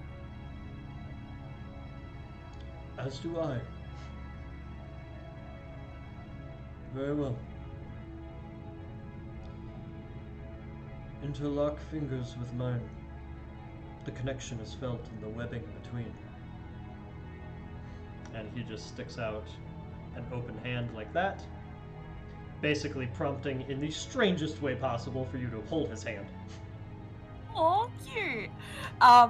But I will say, just before initiating all this shit, because I imagine there's at least some part of it is like a willingness or whatever the shit. Mm-hmm. I don't know if it comes under an insight, but like, Yerba, from what like she would know, and obviously like it's gonna be going into her own mind, will be like very much watching just to make sure that there is no like foul play or anything here. Mm-hmm. But otherwise she'll do it. She'll hold hands. They're best Dagger in his friends palm. now. Yeah. But it's yes, you hold hands Hell yeah. with Friendship is Ruzar much the better. Red. And this process only takes about 10 seconds to those of you on the outside, but Iova, it's more like 10 minutes or so to you. As your vision begins to blur, you still see Ruzar in front of you and your friends to your side, but you also are getting faded visions of stars, what seem to be moons, but moons other than the one you've seen every night of your life. Strange lands with strange landscapes. You see visions of other Githyanki, strange words spoken to you, and it's all a bit of a blur. And as it passes, you only remember fragments of it, and even those quickly fade, as if waking up from a dream. But Ruzar steps back. It is done. And throughout that entire process, there was never a moment that raised your adrenaline or instincts or anything. It was all very gentle, and in the strangest way, as it began to happen, it felt like it was meant to. My best friends, don't worry about it. Precisely. So he steps back. He nods to Iova, nods to Akeshi, and nods to Weaver. And it appears as though this whole nodding to people thing is something that he is putting on for you, like somebody that bows when they visit Japan. He is trying to seal the deal and be amicable in a way that is not super familiar to him. But as he nods to all three of you, we bring our best. Lead the way.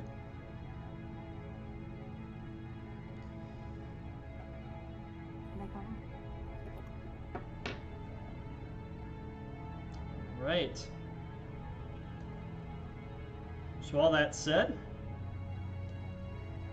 the deal has been reached. The Githyanki, despite their history and in some ways their better judgment, recognize the predicament that they're in, and that they don't want this conflict to get 10 times worse than it needs to. The Illithid, at least the one that Weaver spoke to, who seemed to be the closest thing left to a leader, even though without the Elder Brain they truly didn't have one. She was motivated to settle this quickly, which perhaps influenced her hand, and she was willing to take that end of the bargain as well. It seems with all that, you all have arrived at something that could actually work.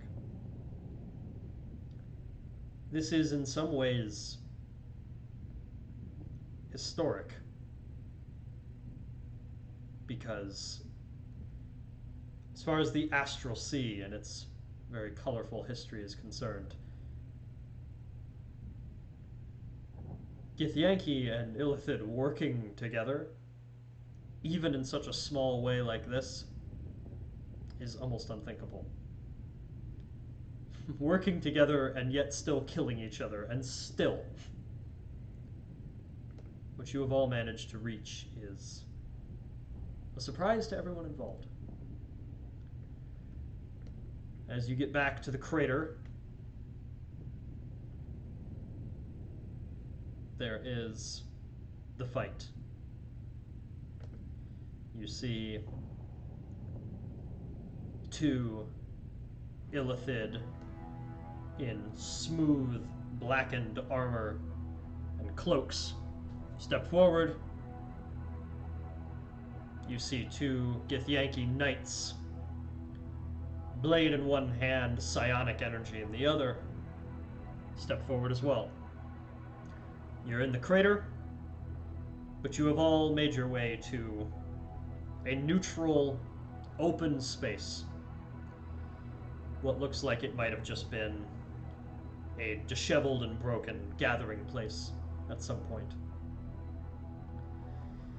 And these two are going to fight. At this point, Shields, you've done what you can, and the mission is basically accomplished. For logical reasons, and because you have enough leverage, the Illithid are willing to go with it. For honor, trust, and a psionic bond, the Githyanki are willing to go with it. I want one of the three of you, though, to go ahead and just roll a d4 for me. And I want somebody else to declare evens or odds for one of the sides. I just want to leave that completely out of my hands, just to see what happens. Alright, who wants to roll? You can roll, Ryan. I have faith Okay. in you. Okay, Who's and gonna then call? You can roll. evens for who, odds for who. Odds for the gift. Okay, odds for the Githyanki, even for the Illithid. Ryan, go ahead.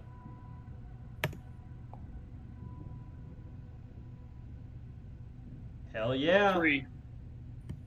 Okay. Odds for the Gith. So the fight is close. They spar quite a bit. The Illithid are slippery and evasive. They have their own psionic powers, much like the Gith. And there are several points where the Illithid and the Gith are dueling almost like a Jedi.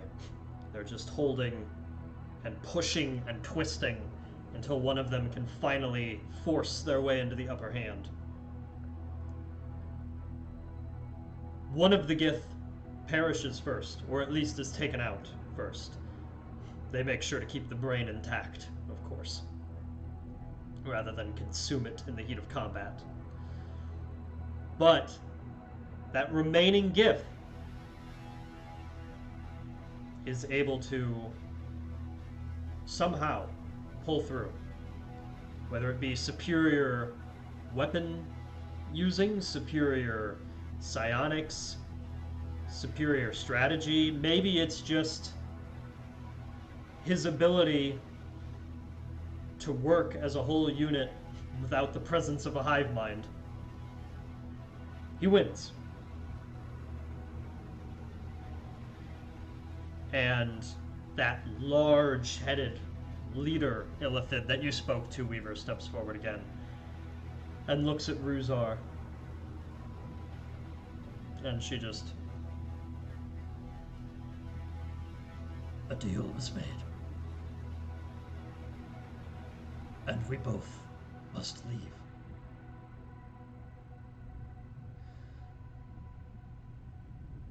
I wish for all of you to get into the birthing chamber. Once we arrive in the Astral Sea, the fight may begin, or you may leave. I hope they trust your judgment, Ruzar the Red. And you see Ruzar stiffen a little, a subtle expression of anger on his face. And I hope you've had fun being what leader you can be in the lack of a mother, Kuadu. And you sense in this moment between Ruzar the Red and Kuadum, there's just this history that the three of you were just not privy to at all, as if they've been rivals for decades. And then Kuadum turns to the three of you. The ship will rise. Leave. And if you wish, distract those inferiors. And she's of course referring to the farmhands that may see things. So you all exit the crater back into the highlands at night, and those stars that were gleaming above earlier now start to shine brightly, as it seems like what was gonna happen happened very quickly. They have enough power. Who knows?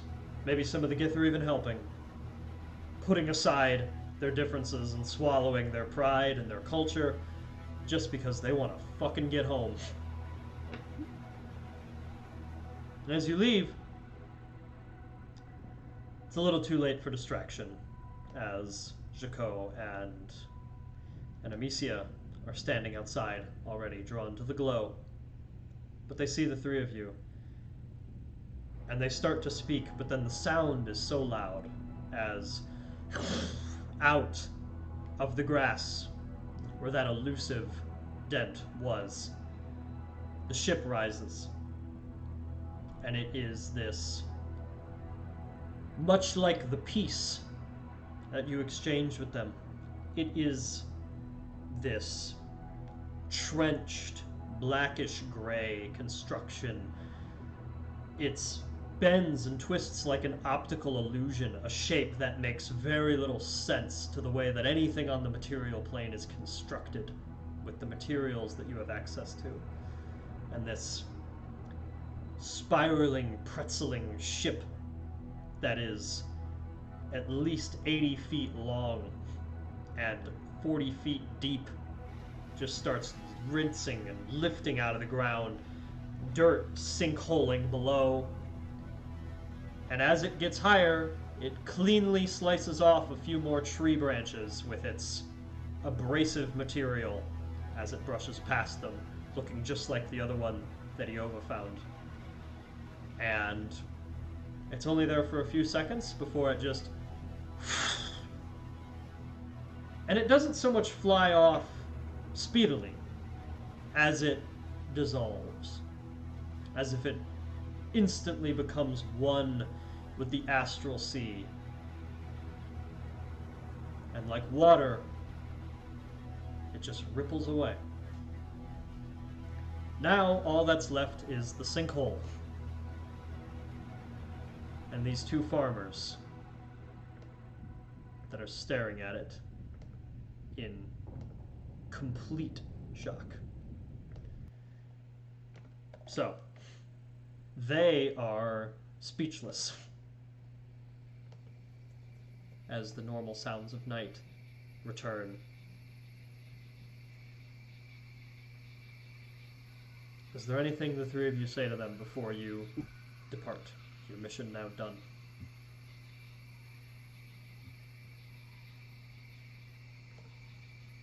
drop another 25 gold in their hands and not say a damn word.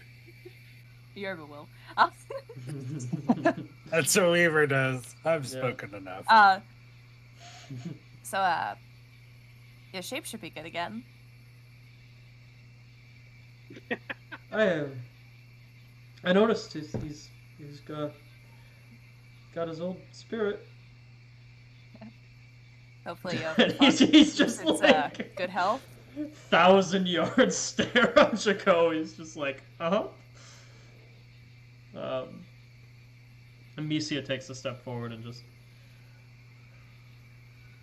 This might be a bit of a silly question, but where does one go to use 100 gold pieces? The market. Yeah, like generally you have shops, you know? You might have like a trader or some shit go around here, I don't know. You see her kind of like glance around. Father,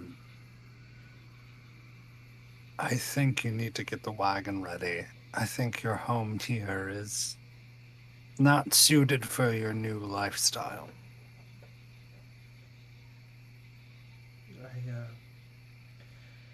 Father, I think I agree. I think it's time we take the bowls and visit a village. I know we only do that twice a year, but we can make an exception this time. Maybe be around other people. And Jaco kind of looks out to his farm. Jaco, you could hire farmhands. But to be honest with you, I quite like my animals. You could still have your animals.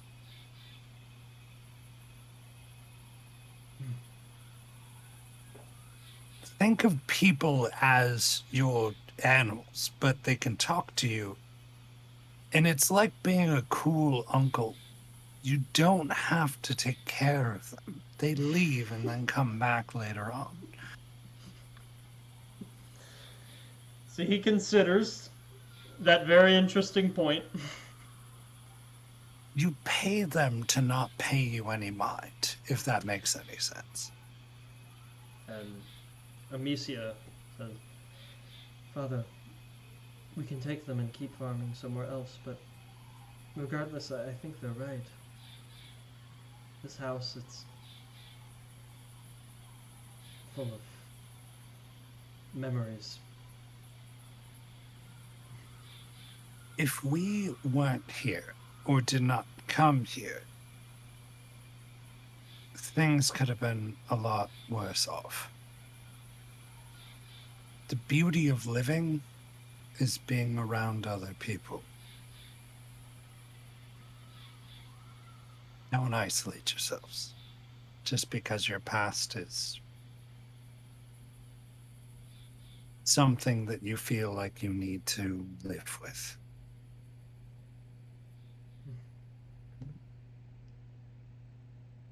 Very well. Very well.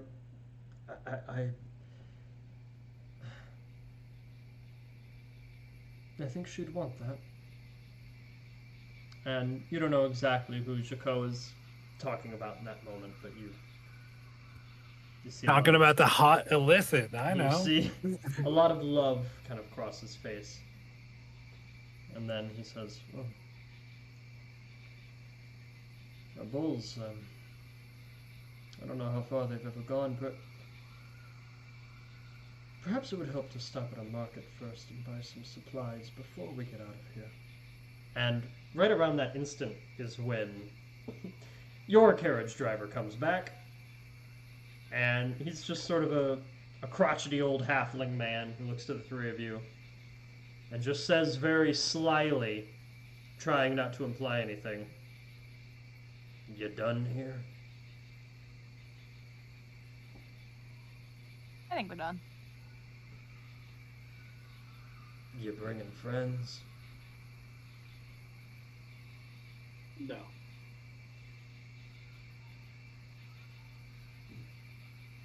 All right. Let's drop them off at the nearest market. They can buy horses and come back. It'd be nice to have some other lively connections other than Akashi.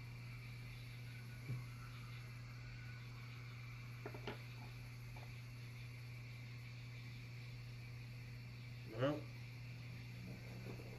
just make your call before I start moving.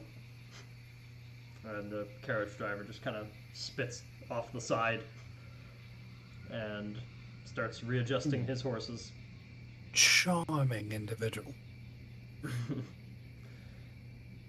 So, that being said, all of you now can start making that return journey. And these two, whatever shadow of an old life they were living in, they are now liberated from. Two mortal enemies of the astral sea, though minutes from now will likely be fighting to the bloody death, actually work together, recognized a common interest and a greater good with your influence, and were able to get out of the plane. No mind-flayer tadpoles turned into a neolithid. No strays stayed around with bloody vengeance on their mind. All in all, this is all sealed. Iova, though, well, it's said that pretty much every shield will at some point die during a mission. But before that happens, there's usually 2 or 3 missions that don't kill you, but you take with you in some way. For better or for worse. And as the first night approaches, and you start to head to sleep as the carriage continues to move throughout the night, you do have your first tiny glimpse of a vision. For a second, you doubt it. You think it's just one of those things where you're about to fall asleep and your mind is kind of turning to mush. But you wake up, kind of jump, alert, as you realize what's happening, and you hardly remember the images that just flashed in your head, but you have a knowledge now. You just know, somewhere out there in the waves from here to the astral sea, that for now, Ruzar the Red is alive. And no matter how many more missions you go on, how much more weird shit happens, and if you ever do see that dreaded second sign, that's nice to know. Somebody's alive out there. And it didn't have to be that way. And that is where we will end episode 7 of The Silent Shield. Nice roleplay only session. Tons of funsies for me. Hope you all had a good time negotiating with space people. That is all for that. So, we're going to have another DM roundtable, hopefully this Monday. We're going to have Salamander Coast, as usual, on Tuesday, and Isles should be back next week, now that Joe will be done moving into his new place. So, hope everybody enjoyed everything. And hope y'all had a good time. Hope y'all continue to have a good time. Have a good life. Enjoy yourself. Drink water. Talk to friends. Engage in hobbies that interest you. And consider therapy if you've never gone. Okay, everybody, goodbye.